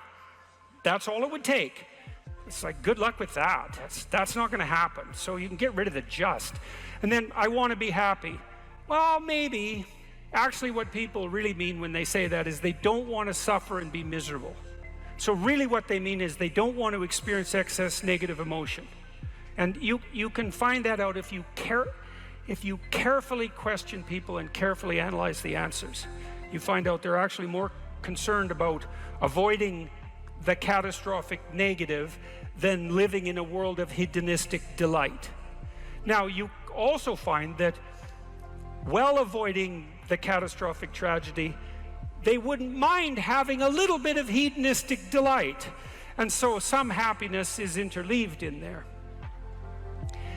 Then you might ask yourself, to the degree that people do want hedonistic delight when they're being happy, what does happy mean? And you might think, well, happy means getting what you want. Happy is how you feel after Christmas dinner. It's like, no, that's asleep, right? That's content and asleep. Now, that's a form of contentment, but it isn't really what people mean when they say that they want to be happy. The happiness that people refer to when they talk about happiness has more to do with enthusiasm. And enthusiasm is an interesting word because it means, it's entheos. It means to be inspired. Inspired is in spirit. It means to be imbued with the Spirit. Well, enthusiastic is to be imbued with the Spirit of God, interestingly enough. And we'll return to that. When do you experience the positive emotion that's associated with happiness? The answer is, not when you've attained a goal, but when you're pursuing one. So you're set up, your positive emotion is associated with movement forward. You could say that your positive emotion is the psychological equivalent of forward movement, just as your negative emotion is the psychological equivalent of freezing or retreating. And so your emotions are very tightly tied to your action. Freeze, retreat, negative. Advance towards a goal, positive. No goal, no positive emotion. Now, if you don't remember anything else from tonight, that's a good thing to remember. No goal, no positive emotion. A corollary of that as well is no goal, confusion. So no goal not only means no positive emotion, it also means confusion, and confusion means anxiety and dread. And so a life without a goal is confusing and hopeless. And that begs a question, what should the goal be? And that's partly what we're trying to establish. You wrote for 15 minutes, you try to develop a vision for your life. Now you have something to move toward. That sets up the precondition for potential positive emotion and happiness. What else do you need to motivate you? Well, how about negative emotion? So what do you do with that? Well, negative emotion can stop you. You might think, well, I'd like to get a better job, but I'm afraid of putting myself out in the job market. I'm afraid of being evaluated. I'm afraid that if I tried something more difficult, I might fail. Then you have your negative emotion opposing you, right? It's anxiety is stopping you. And fair enough, because there are things to be anxious about. But what if you could get your negative emotion behind you, pushing you instead of stopping you? Sometimes in my clinical practice, I would have clients who hated their job. They're laboring under the thumb of a tyrant. And maybe that was partly because they'd turned themselves into slaves, but it didn't matter. They were laboring under the thumb of a tyrant. They needed to make a move, laterally or up. They needed to make a move. And they were often afraid to, and they had their reasons. They didn't want to contemplate their resumes. They didn't want to open up their CVs. They didn't want to face the inadequacies of their past. They were afraid of being evaluated. They were afraid of being rejected. They didn't know how to negotiate. They didn't know how to conduct themselves in an interview. They're afraid of losing the security they'd already built up. They had their fears, and they were real, and those fears stopped them. But they'd come to me and say, oh my God, you know, I'm so miserable. My life is so miserable. And we'd take that apart. And one of the reasons was because they were laboring under the thumb of a tyrant. And then we'd talk that through, and they'd say, well, I'm afraid to make a change. And I'd say, well, that's okay. That's understandable. How afraid are you of not making a change? Let's make a little vision of that. You're 35, you hate your job. What's the consequence? You're not motivated, you don't want to get out of bed in the morning, you're starting to get depressed, you're getting bitter, you're getting resentful, you're getting cynical, you're amotivated at work, you're not doing a very good job, and you're starting to shrink. Now play that out for 10 years. You don't change it, you don't fix it. And what happens? Well, it's not like it's going to get better of its own accord. What's going to happen to you? Well, for sure, at minimum, what's going to happen to you is you're going to be in the same situation, but 10 years older. And if you can't get out of that situation now, what the hell makes you think you're going to get out of it in 10 years? You're 10 years older, you're 10 years more bitter, you're 10 years more cynical. Maybe by that time your marriage has collapsed because who the hell wants to live with you? You're even more of a slave than you were because you've labored another 10 years under the thumb of the tyrant and stepped backwards every time you were asked to, so you got smaller and smaller as the tyrant got bigger and bigger. It's like, think about that, and that means imagine it. Imagine that, okay? Now that's the situation. You're stuck where you are, but it's 10 years from now. And when I say think of that, I mean imagine that. It's like really play it out. It's like, you know how miserable you are now? You're afraid of making the necessary changes, but you know how miserable you are now. Just imagine how miserable you could be in 10 years. And in all likelihood, what you'll find is that you're way more afraid of that than you are of whatever's stopping you in the present. It's really useful to know what your own particular brand of hell might be. And so one of the things we do in this writing exercise is have people do the reverse. Like, okay, so imagine now, 5 years from now, you've let whatever temptations you're particularly susceptible to have the upper hand. And they've augured you into the ground. You know, one person's an alcoholic, another person's a criminal, another person's living on the street, someone else is like skirting the edges of prostitution, somebody else is narcissistic and bitter, somebody else is depressed and anxious. You know where you would fall off the edge of the earth if you fell off in whatever direction you're prone to fall off. Everyone knows that, but we avoid that. You know, that's rule 3. Do not hide things in the fog. Is that the rule? Do not hide unwanted things in the fog. Yeah, well, we often won't allow ourselves to imagine the catastrophe that we're pursuing, let's say through inaction. That's a good thing to fix. So now you say, well, you think for 15 minutes, that's not very long, about who you could be and what you could have if you could have what you wanted, if you were who you could be. And then you think about what sort of hell you could produce for yourself if you didn't do that. And that's not a bad polarity. It's like, I'm going to get away from that and I'm going to move towards that. And then you have your negative emotion working for you and your positive emotion working for you. And that's a good gradient, and that's a great gradient emotionally, because as I said, you don't experience positive emotion except in relationship to a goal. And if you got a nice gradient on your goal pursuit, then that's going to increase the degree to which you feel positive emotion. And positive emotion, by the way, isn't just about being happy. That's the most trivial part of it in some sense. Positive emotion allows you to focus. It's the soul of concentration. It's the essence of enthusiastic motivation. When you say, I really want to do that, that statement is predicated on the existence of positive emotion. It's the fact that the goal beckons to you, that makes you say, I want to do that. And you know how much easier it is to do something you want to do than to do something you don't want to do. And that ease is actually a consequence of the activation of the system that governs positive emotion. And you might ask yourself, well, how powerful a system is that? And I would say, well, almost all of the drugs of abuse that people are most prone to abusing are abused because they activate the positive emotion system.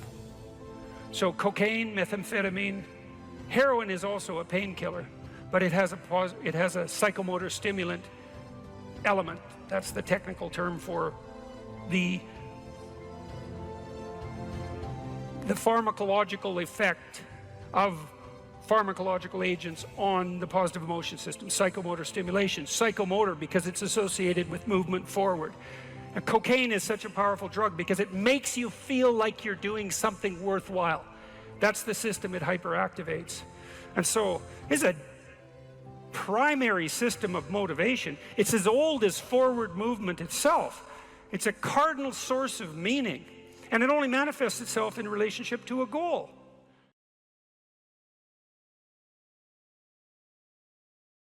I wouldn't consider myself either naive or a particularly optimistic person. I don't think I'm either of those. But this is actually an idea, this is one of the only ideas that I've ever found that I really believe to be rock solid. I actually think that it's true. And it's very optimistic because it says you can use your sense of meaning to calibrate your progress through life. But there's rules. You have to aim at the highest possible good that you can conceive. Now, and that's subject to update, because what the hell do you know? But you start by aiming at the star you can see rather than the dimmer one that you can't yet perceive. And then you decide that you're going to do that honestly, right? That's a big decision. So the first decision, I think, in some sense, is a decision of love. You're going to decide that being is worthwhile and that you're going to work for its betterment. And that's a decision that's based on love. And the second decision is based on truth. Having made that decision, you're going to play a straight game. Having made those two decisions, I think that you can allow your sense of meaning to calibrate your pathway. And then what's so interesting is that you hit a state that's as close to paradisal as you're going to hit right away, because being engaged like that, it's better to be engaged in the solution of a complex problem than not to have a problem at all. And that's no different than saying it's better for there to be being than non-being, because being is a problem. And so if you want to have no problems, then you have no being. And you could say, well, being is so miserable that maybe that's the route we should take. And fair enough, but maybe you can have your cake and eat it too. You can have the damn problem. It can be a problem worth solving, and you can be so engaged in solving the problem that it justifies the fact that the problem exists. And then you get to have the problem and the solution at the same time, and maybe that's better than not having the problem at all. And I believe that, because one of the things I have seen, and I've seen this being so interesting when I've been lecturing to people, especially more recently, and this is also manifested itself on YouTube. I'm talking to people a lot about responsibility, and it's young men in particular that seem to be responding to that. And I think that's partly because I think that young women, in some sense, have their responsibility map already laid out for them. It's also less voluntary in some sense for women, because they have more complicated problems to solve in the first part of their life, right? Because they have to get the family problem solved. But whatever. I've been talking in a very delineated manner about responsibility, which is a strange thing to sell to people, but responsibility is what gives your life meaning. And so then you might say, well, then take on ultimate responsibility. And what happens? You have an ultimately meaningful life. And then you might say, well, if your life is ultimately meaningful, doesn't matter if it's punctuated by tragedy or even predicated on tragedy. It's worth it. And I think that's true. And everything I've seen indicates to me that's true. Every time I get my clients to take on more responsibility, and it isn't an injunction. You're a bad person, you should take on responsibility. It has nothing to do with that. You can define the damn responsibility. It isn't something that someone else should impose on you. It's not a matter of doing what you should do in some abstract manner. It's not that. It's the choice of what game you're going to play. And you can play the game of the seeker, I would say, and if you play that game, then everyone wins. And it's the best game you can play. And so the answer, in some sense, to the tragedy of life, to the catastrophe of life, to the fall, is to adopt the responsibility of mortality that goes along with that, and to play that game maximally. And paradoxically, it's in the willingness to do that that the solution emerges. And I don't, you know, I have done my best with every single thing I've talked to you guys about. I have done my best to do what Dostoevsky does in his novels, which is I make a proposition and then I spend months or years trying to figure out if I can take the bloody thing apart, if there's something wrong with it, because I want to find out. I want to hit it with a hammer and see if it breaks. And what I've been trying to do is to tell you all the things that I've gathered, let's say, or laid out or articulated or discovered over the last 30 years that I have not been able to break with the biggest hammer that I could take to them. And I guess that's the fundamental one, is that I believe that the idea that lurks in these images, derived from very different cultures, it's the same idea. Life is suffering. Right, indisputable. What do you do about that? You voluntarily accept it and then strive to overcome the suffering that's a consequence of that. And you do that for you, and you do that in a way that makes it better for other people. And then that works. And one question might be, well, how well does it work? And the answer is, the only way that you can find out is by trying it. That's it. That's the existential element of it. The proof is to be derived by the incarnation of the attitude in your own life. No one can tell you how it will work for you. It's the thing that your destiny is to discover that. And you have to make the decisions to begin with. It's like, because you can't do this without commitment. You have to commit to it first. That's the act of faith that Kierkegaard was so insistent upon. You have to say, I'm going to act as if being is good. I'm going to act as if truth is the pathway to enlightenment. I'm going to act as if I should pursue the deepest meaning possible in my life. And there's reasons to do none of those. They're real reasons. So it's really a decision. But you can't find out what the consequence of the decision is unless you make the decision. I think the same thing happens when you get married, by the way. So if you think you might leave, you're not married. And then you think, well, the marriage didn't succeed. It's like, well, maybe you were never married. Because the rule is, you don't get to leave. And there's a reason for that rule. Now, I'm not saying that there aren't situations where there should be exceptions made for that. That's not the point. The point is that there's some games you don't get to play unless you're all in. And the other thing that's so interesting about being alive is that you're all in. No matter what you do, you're all in. This is going to kill you.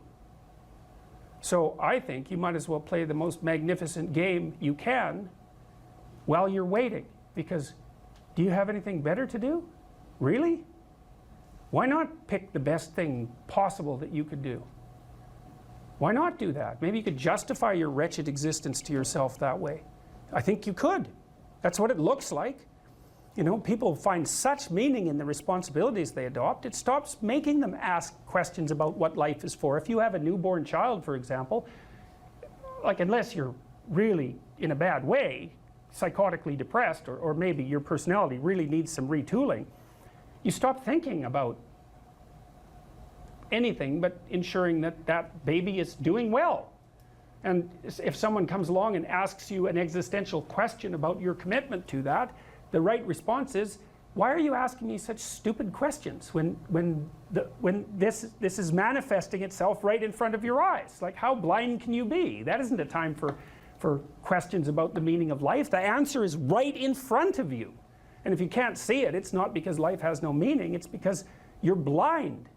I mean, that's what the image of the Virgin Mother and the child is all about. It's like, what's the answer to the meaning of life? Here's an answer. It's like, well, I'm going to criticize that. Well, go right ahead. You know, it's like what you're like a what do you call that? A termite gnawing on a temple. There's no utility in that sort of criticism. It's blindness. And it's the same thing with regards to the path of the hero. It's like it glistens in front of you and you can criticize it. It's like, fine. Put the cart before the horse and see how far you get. So I thought, to bring full closure to the class, I was trying to solve this terrible puzzle that confronted me and many other people about how it was that human beings got themselves in such a tangle about what they believed. Such a tangle that we were pointing the ultimate weapons of destruction at one another, which, by the way, we are still doing. And I thought, okay, well, I understand that. We need our belief systems. They orient us. And that means there will be conflict between belief systems, and that can be a catastrophe. And that's being played out everywhere, again, in very many ways.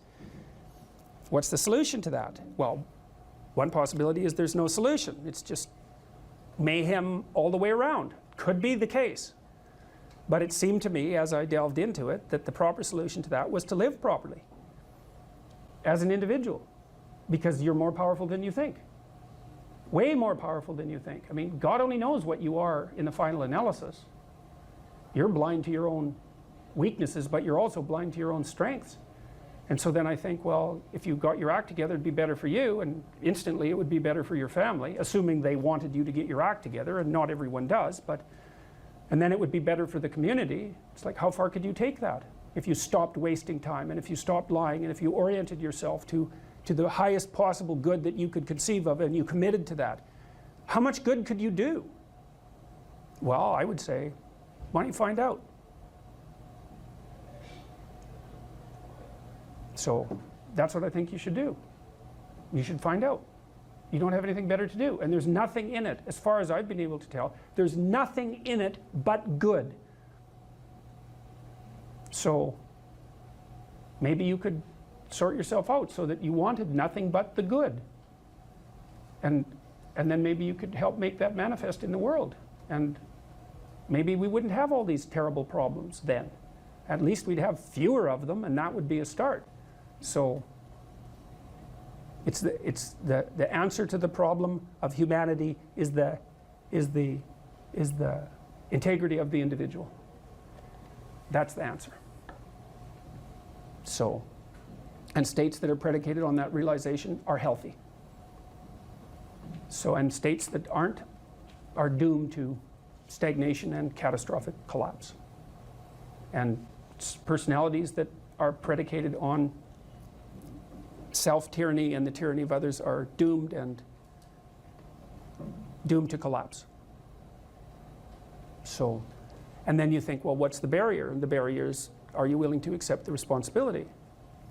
And part of the answer to that is, reduce the damn responsibility until it's tolerable. You don't have to fix everything at once. You could just start by fixing the things that you could fix. Or you could even do it more.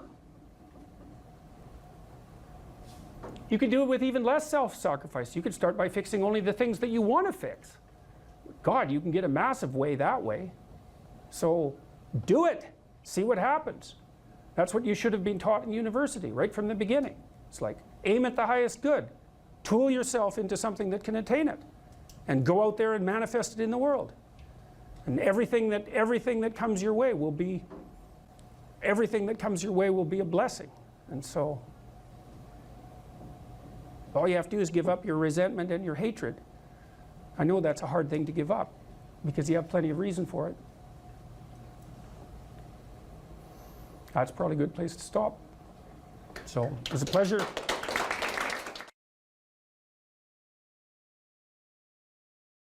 What steps should someone take to start developing delayed gratification when they constantly give in to instant gratification?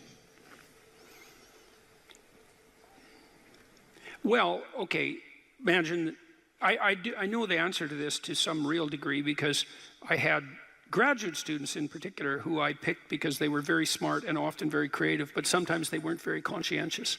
So they had a hard time delaying gratification.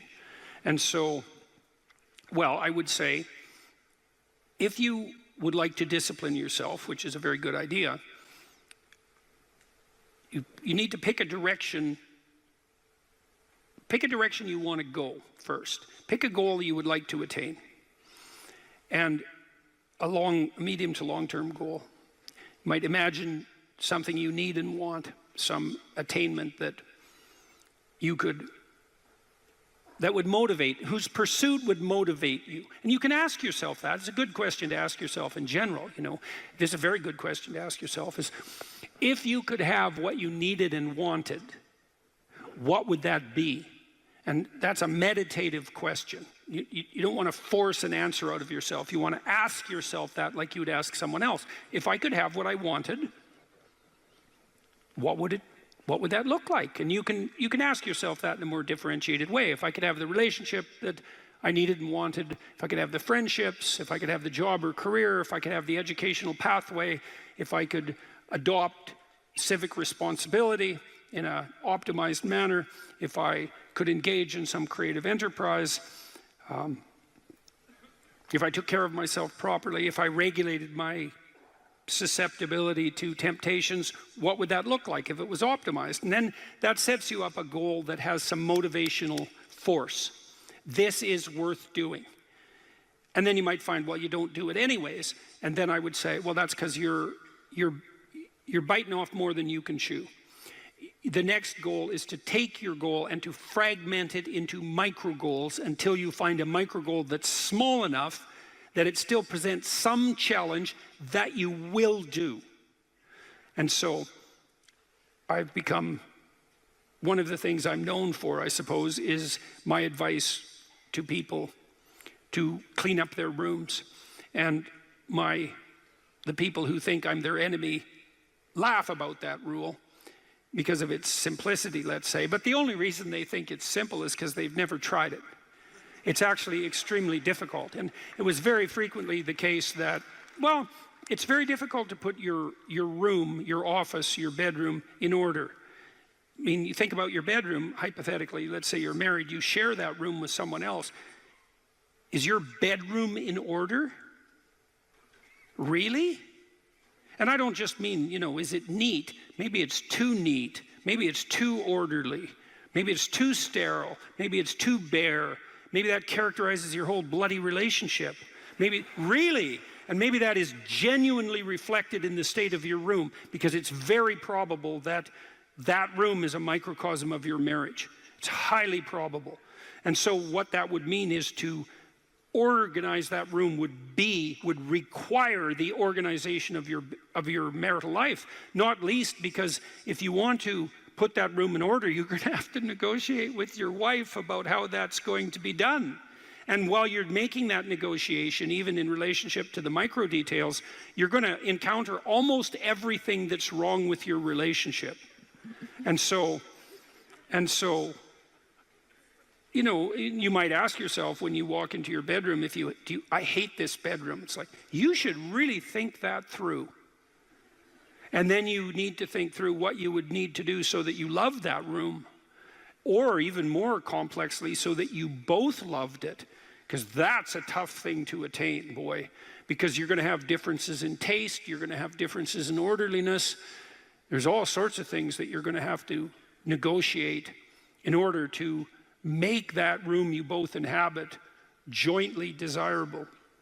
Anyways, you set yourself a goal, ask yourself what goal you want to set, and then break the goal down into steps that are small enough so that even someone as pathetic as you could manage them. And that requires a tremendous humility. I know it was frequently the case, for example, with my clients, that I would do an analysis of their situation in life, and let's say, just for the sake of argument, that someone was 30, living at home, in the bedroom they grew up in high school, in a complete bloody state of disorder, both moral and practical. And one of the relatively simple steps that we might agree upon with regards to moving forward is, the person might think, well, you know, I'm 30, I'm really immature, I haven't taken any responsibility for my life, my mother still makes my bed and cleans up after me. It's like, well, why don't you just start with that? You know, because you're not going to just fix your life. Why don't you just try to clean up your room like you're a mature 14-year-old instead of a dreadfully dismal 30-year-old. And so first of all, it's really hard for someone, even if they're desperate, to admit that that's necessary, right? Because it's so bloody humiliating. You mean, really, I'm so damn useless that my basic goal is going to be to clean up my bedroom? It's like, well, looks like it. And actually, it's worse than that, because then you ask the person, you negotiate with the person, they say, well, I'll try to clean up my room. Then they come back the next week and they say, I had one client, this was so funny, he's going to vacuum his rug. That was his goal for the week.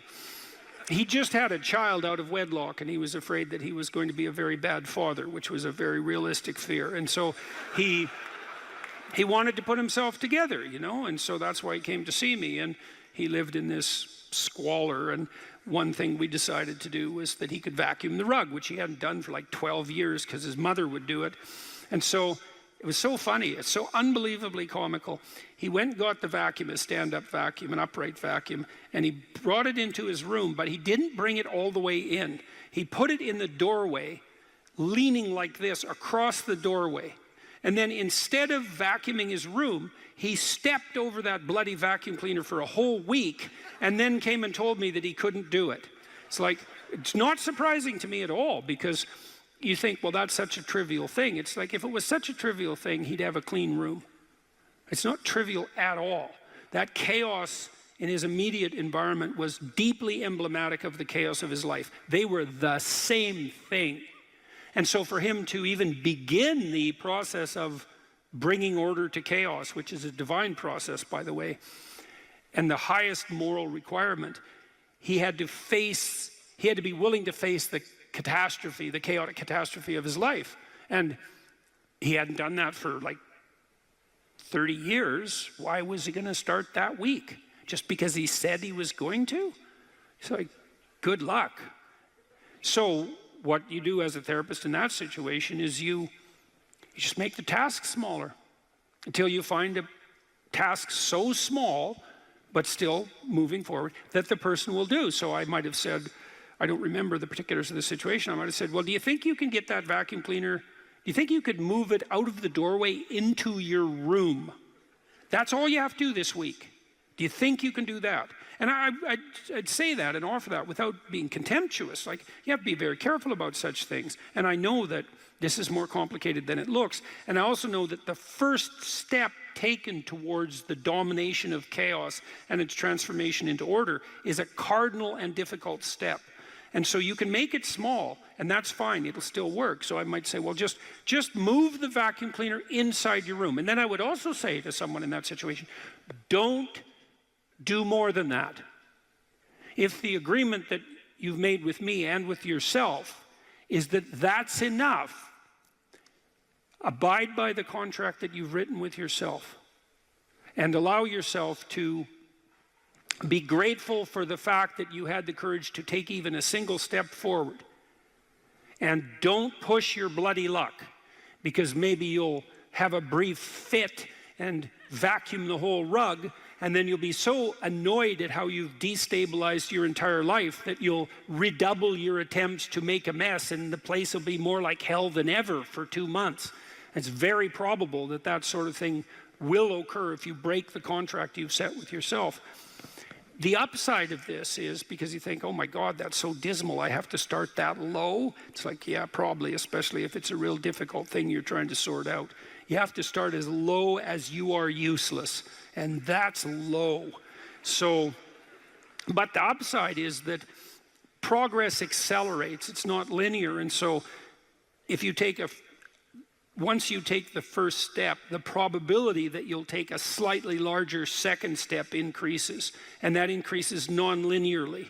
And so once you get the ball rolling, so to speak, once you start pushing the rock uphill, you can do it faster and faster. And so even if you have to start in a very humiliating manner, that doesn't mean that's where you'll end. One of the things that Tammy and I learned to do, and this was a consequence of me being trained as a behavior therapist, is, you know, we'll just take an example that maybe I was trying to learn how to compliment her when she dressed nicely.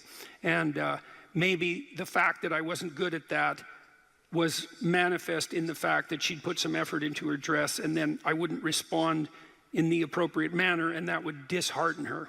And I don't particularly remember that exactly happening, but it'll be a perfectly reasonable example.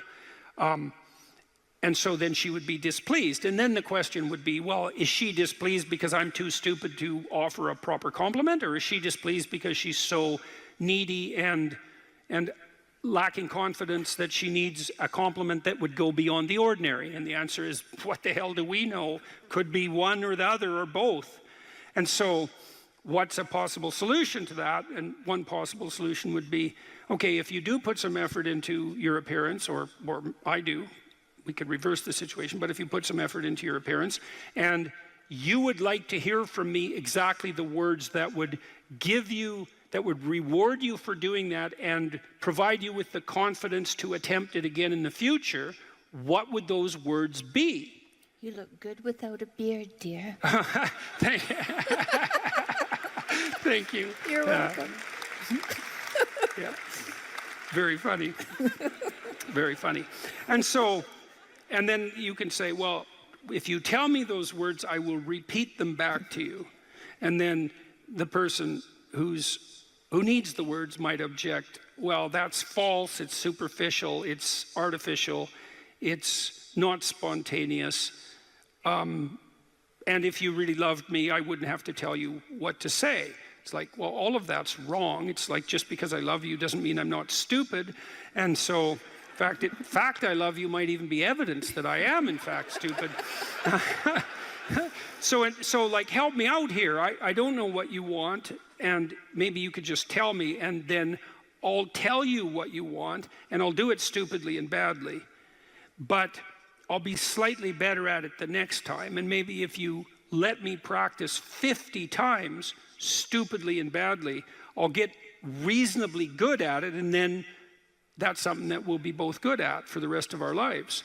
And that's something worth knowing. You know, if you imagine you're upset with your partner because they haven't delivered something to you, whatever it is that you want, and then there's two questions that arises, right? Are you just like immature and greedy and self-centered, or are they useless and incapable of delivering? And neither of you know, and you have to sort that out. And then you also, as the injured party, let's say, might regard it as a moral necessity on your part to indicate to your partner exactly what you want, is to tell them. Like, it looks to me like if you did this or said this, then that would satisfy me. And then you might say, well, is that reasonable? Do you feel that it would be reasonable for you to offer that? Would you be willing to offer that? Am I pushing you too far? Those are all things that have to be sorted out. And then you can practice that, and you can practice that with the resolution of every dispute that emerges. If you're willing to take to yourself the responsibility of communicating to your partner your conditions for satisfaction. It means you have to admit them to yourself too, which is also very difficult. And then you can help your partner take stupid incremental steps forward, you know, in the direction that you'd like to see expand, and then you can get better at that. And it's unbelievably useful. You can get better at how you have dinner together, or breakfast or lunch. Those things repeat every day, so they're very important. You can get better at how you greet each other when you come home. You can get better at the routine that you fall into, let's say, when you go to bed at night or when you wake up in the morning. All these things that repeat, you know, because that's your life, the things that repeat. You can conceptualize how you might like them to be ordered if they were undertaken in an optimal manner, and you can start incrementally moving forward to that. And you can do that by communicating what you need and want, and by carefully rewarding your partner for taking the appropriate incremental steps forward. And so if you're trying to discipline yourself, you make a goal, you break it down into micro goals, and you implement the micro goals and reward yourself for doing so. And if you do that reliably and you make that a practice, that you'll become more disciplined across time, and you'll move towards the fulfillment of your goals. And that's practically how that's the practical guide for success on that front. Here's another rule. Pursue what is meaningful, not what is expedient. This is also a great thing to know, I think. That's a tricky rule. Expedient might be, we're going to have a conversation, and I want something from you. And a lot of conversations are like that, you know, because you have a goal in mind. This is what I want from this person. And so then you craft your conversation to get what you want, right? You subordinate your words to the ethic of your desire. And you might say, well, what's wrong with that? Well, what do you know about what you want? Like, haven't you been wrong about that before? Or you might say, well, what's the alternative? Well, is there an alternative? Well, you have to want something from the person to even interact with them. It's like, no, you could want to see what happens. You could want to play. You could tell the truth. That's an interesting thing to do, because you don't know what's going to happen if you tell the truth, that's for sure. You could let go of what you want and just say what you think. And you could presume, and this is an act of faith too, that the truth does set you free, and that the truth that's spoken properly makes out of possibility the order that is habitable and good. And then you could just tell the truth, and you could see what happens, and that would be an adventure. And that's better than expediency, partly because maybe you're wrong about what you want.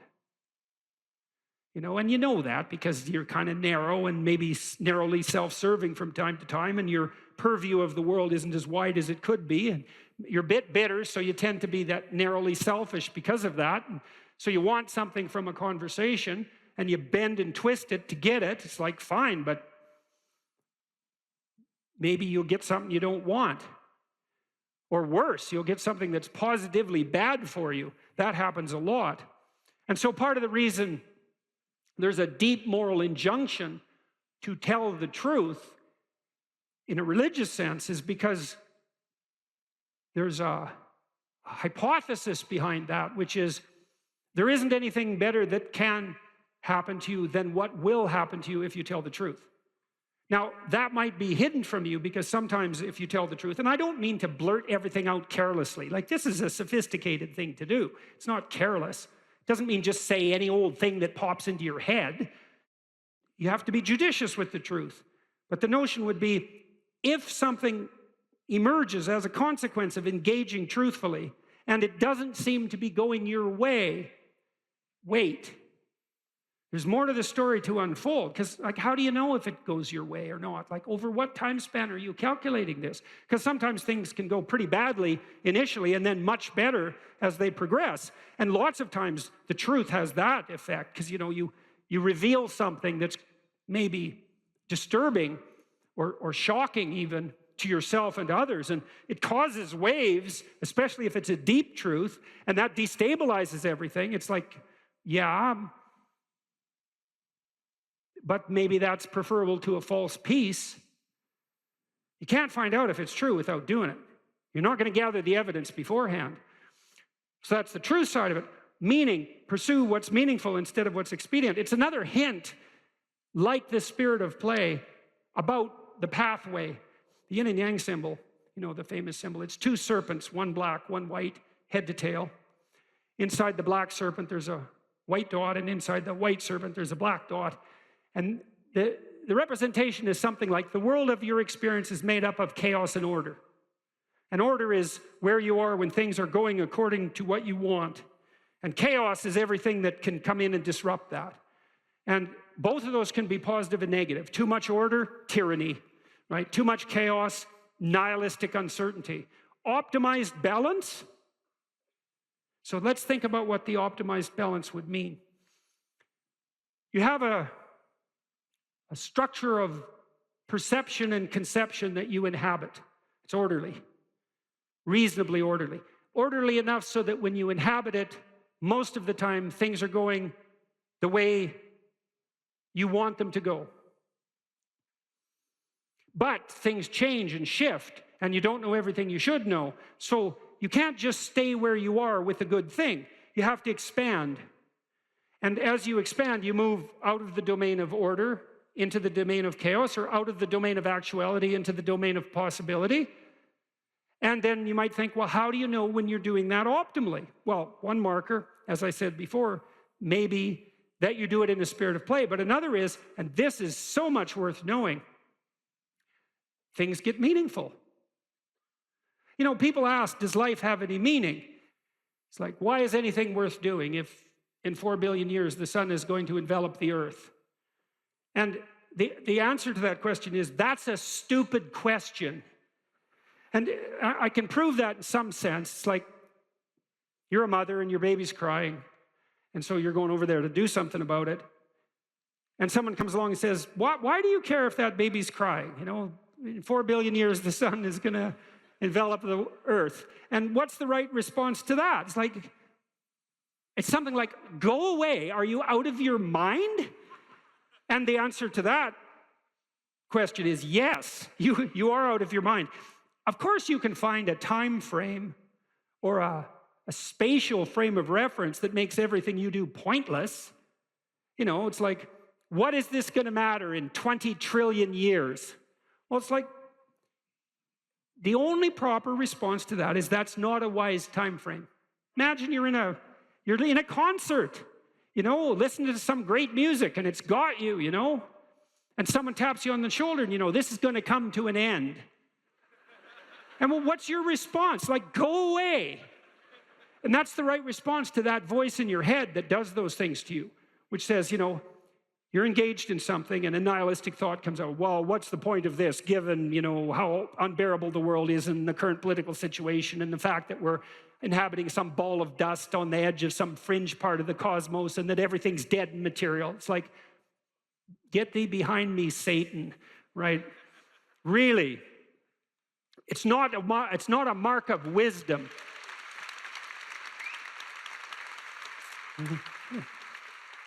It's not a mark of wisdom to let nihilistic, demonic voices steal your joie de vivre.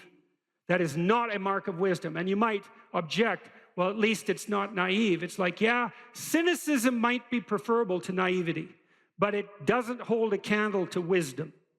And that's worth knowing too. Because once you've been hurt and you're cynical, there's no going back to naive. But there's no point in staying at cynical. And there are degrees of courage way beyond cynicism.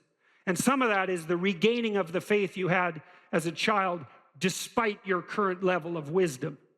And that's something to strive for, right? That's a moral attainment. That's not a burying your head back in the sand. Quite the contrary. And so, well, back to the yin and yang symbol. Imagine you have an instinct that orients you. Well, you do. As a matter of fact, there's a reflex that's replicated at multiple levels of your nervous system, and it's ancient. If you have a nervous system as an animal, you have this reflex, and the reflex is something like surprise. You know, if I walk across the stage and I hear a loud noise behind me, I might go like this, and that would be automatic because I'm gripped by unconscious systems. And what's happening is some chaos has emerged, and it stops me in my tracks because something unexpected happened. My current plan is incomplete. And then I'll turn and orient towards the place of the disturbance. And that's the beginning of exploratory behavior. And then I might run away, which might make me safe, or I might cautiously investigate, in which case I can find out what caused the disturbance, maybe rectify it, and maybe update my plan so that that sort of thing doesn't happen again. That's a better approach. Here's some items, so you guys can do a quick big 5 on yourselves. And I'll tell you the upside and downside of it. So, if you're orderly, you follow a schedule. How many of you follow a schedule? Okay. And how many of you don't? Okay, so one thing I would recommend is that you do. And I'll tell you why. Like, intelligence is a very good predictor of academic performance. And there's not a lot you can do about your intelligence. I mean, you can squander it, but it's very difficult to improve it. Conscientiousness, well, it's a trait too, so it's hard to work on, but we know that conscientious people get better grades. And it's reliable, and it's a powerful effect. And so, if your time use is organized, then the probability that you're going to be successful is very high. So, one of the things you might think about is make friends with a calendar. like Google Calendar or something like that. And I can tell you some tricks about that, because really it is important. Like, and I'm not kidding around about this. If you're low in conscientiousness, it's really going to trip you up as you walk through life. There's not very many advantages to it that I've been able to see, and I'm not assuming that just because you don't follow a schedule you're low in conscientiousness, but it is one of the items that mark it. The advantage I've seen so far to being unconscientious is that if you become unemployed, it doesn't bother you as much. And I mean, that actually turns out to matter in some situations. So like, you know, if a big company has to shed 50% of its employees, it's the conscientious people are going to suffer themselves to death for it. And the unconscientious people, they're not going to care anyways, because they weren't working anyway. So it doesn't matter if they have a job or not. So here's one way of thinking about making use of a schedule. Often people are afraid of schedules because they think of them as a trap. You know, you make a schedule and it's like this little prison that you have to live inside, and you know, and all you're doing in your schedule is putting down things you have to do or should do, and so, you know, there's not a lot of fun in that. And so not only is it a trap or a prison, but it's kind of an unpleasant one. But a way to work with a schedule in a lot more sophisticated way is to think, well, I'm going to plan the next week, say, because you plan it day by day, but we'll take the week as the unit level of analysis and think, well, I'd like to plan a week I'd like to have. And then your schedule all of a sudden becomes a tool for increasing the quality of your life. And that's a whole different issue, you know, because you might think, what's the emotion that you suffer, assuming you suffer one of these emotions? If you have an essay that's due and you're not doing it, like, would you regard that as a pleasant emotion or unpleasant emotion? Okay, so do you think you can characterize the unpleasantness? Like, what kind of emotion is it? It's guilt, okay. Anything else? Frustration? Yeah, so you're sort of frustrated with yourself. Yeah, you need a slap, right? You think, I need a slap. So, okay, so guilt, anything else? Anxiety? Restlessness? So that's kind of an agitation. Yeah, it's because your body knows you should be doing something, but you know, you're not pointing it in the right direction, so it's shame? Is that reasonable? So, okay, so the reason I was asking you about that is because, you know, most of the negative emotions are associated with neuroticism, but some of them seem to be associated with conscientiousness. And the conscientious negative emotions seem to be guilt and shame, fundamentally. And so recent research, and really recent, I only got this paper like a week ago, I think it's about 4 months old, seem to indicate that conscientious people feel less guilt, but they're more guilt prone. So if they don't do something, that makes them guilty, but they organize their time so they are doing the things they're supposed to do, so then they don't feel guilty. So anyways, back to the schedule. So, all right, you think about your week and you think about your day, and you think, well, how would you improve the quality of a given day or a given week?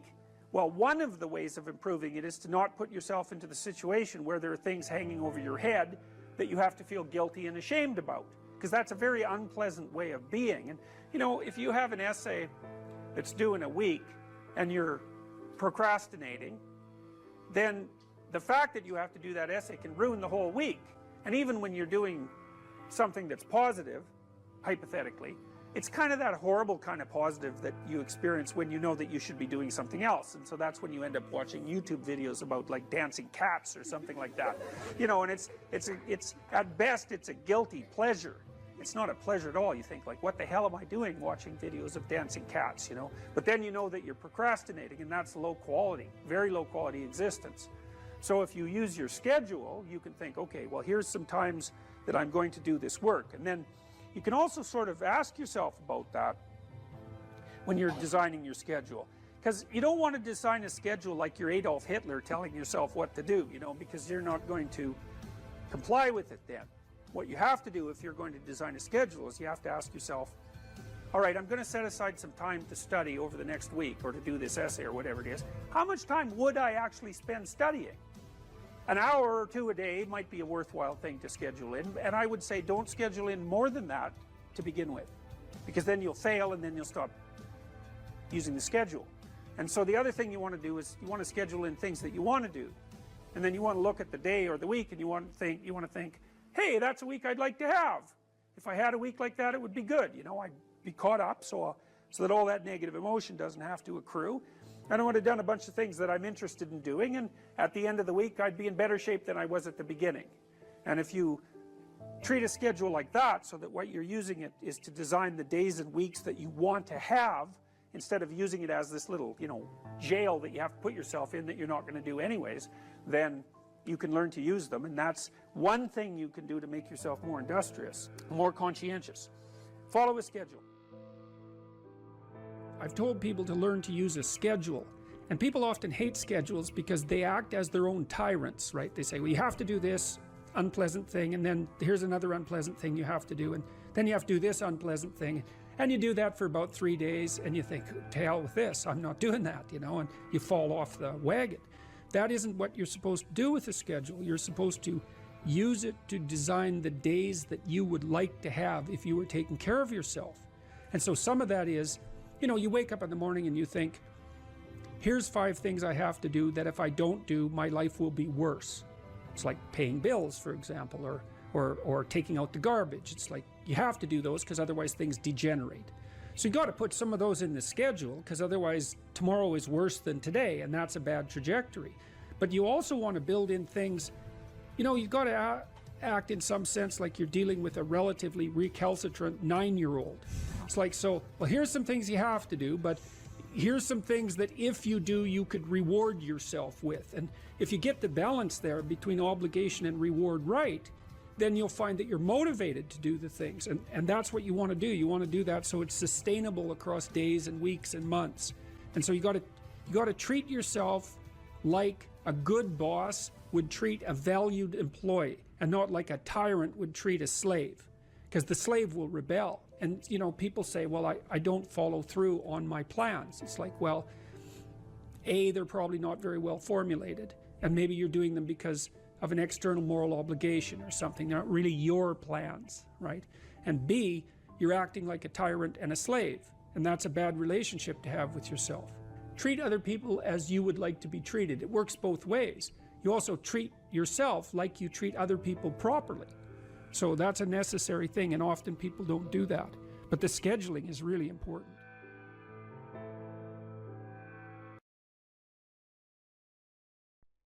What has been your experience with dealing with these men who have these nice guy tendencies, who can't stand up for themselves, who their moms raised them to be this type of anti-man? Yeah, well, sometimes that can also be temperamental, right? Because if a man happens to be high in agreeableness, this is also true of women. They're much more conflict averse, and they're nicer in their temperament. So if you get an agreeable boy, let's say, who also has a doting mother, then you might have that problem. There's other ways of having that problem, but that's one way.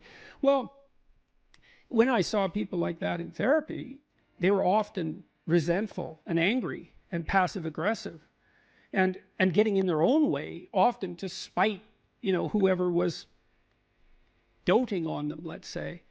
And so the first thing I would do is listen to why they were there, and then start to unpack that anger, and then start to work with the individual to figure out how to voice that. You have to separate out what's old history and useless, and what's just narcissism and infantilism from genuine concerns. But if you listen to people, they will sort that out for themselves. That's one of the cool things about being a therapist, is if you listen, that happens more or less by itself.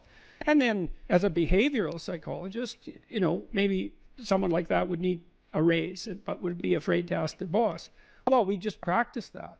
It's like, okay, well, first of all, why should your boss give you a raise? Like, there might be good reasons. He doesn't want to lose you because you're a good worker. Well, are you a good worker? And if you weren't, well, we'd solve that problem.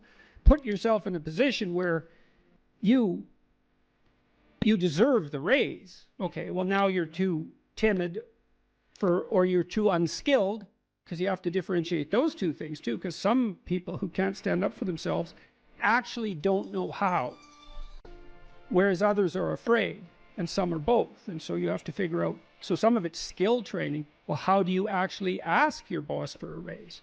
Well, you tell the truth. That's the best way. You say, look, here's what I'm doing. Here's why it's really useful for you.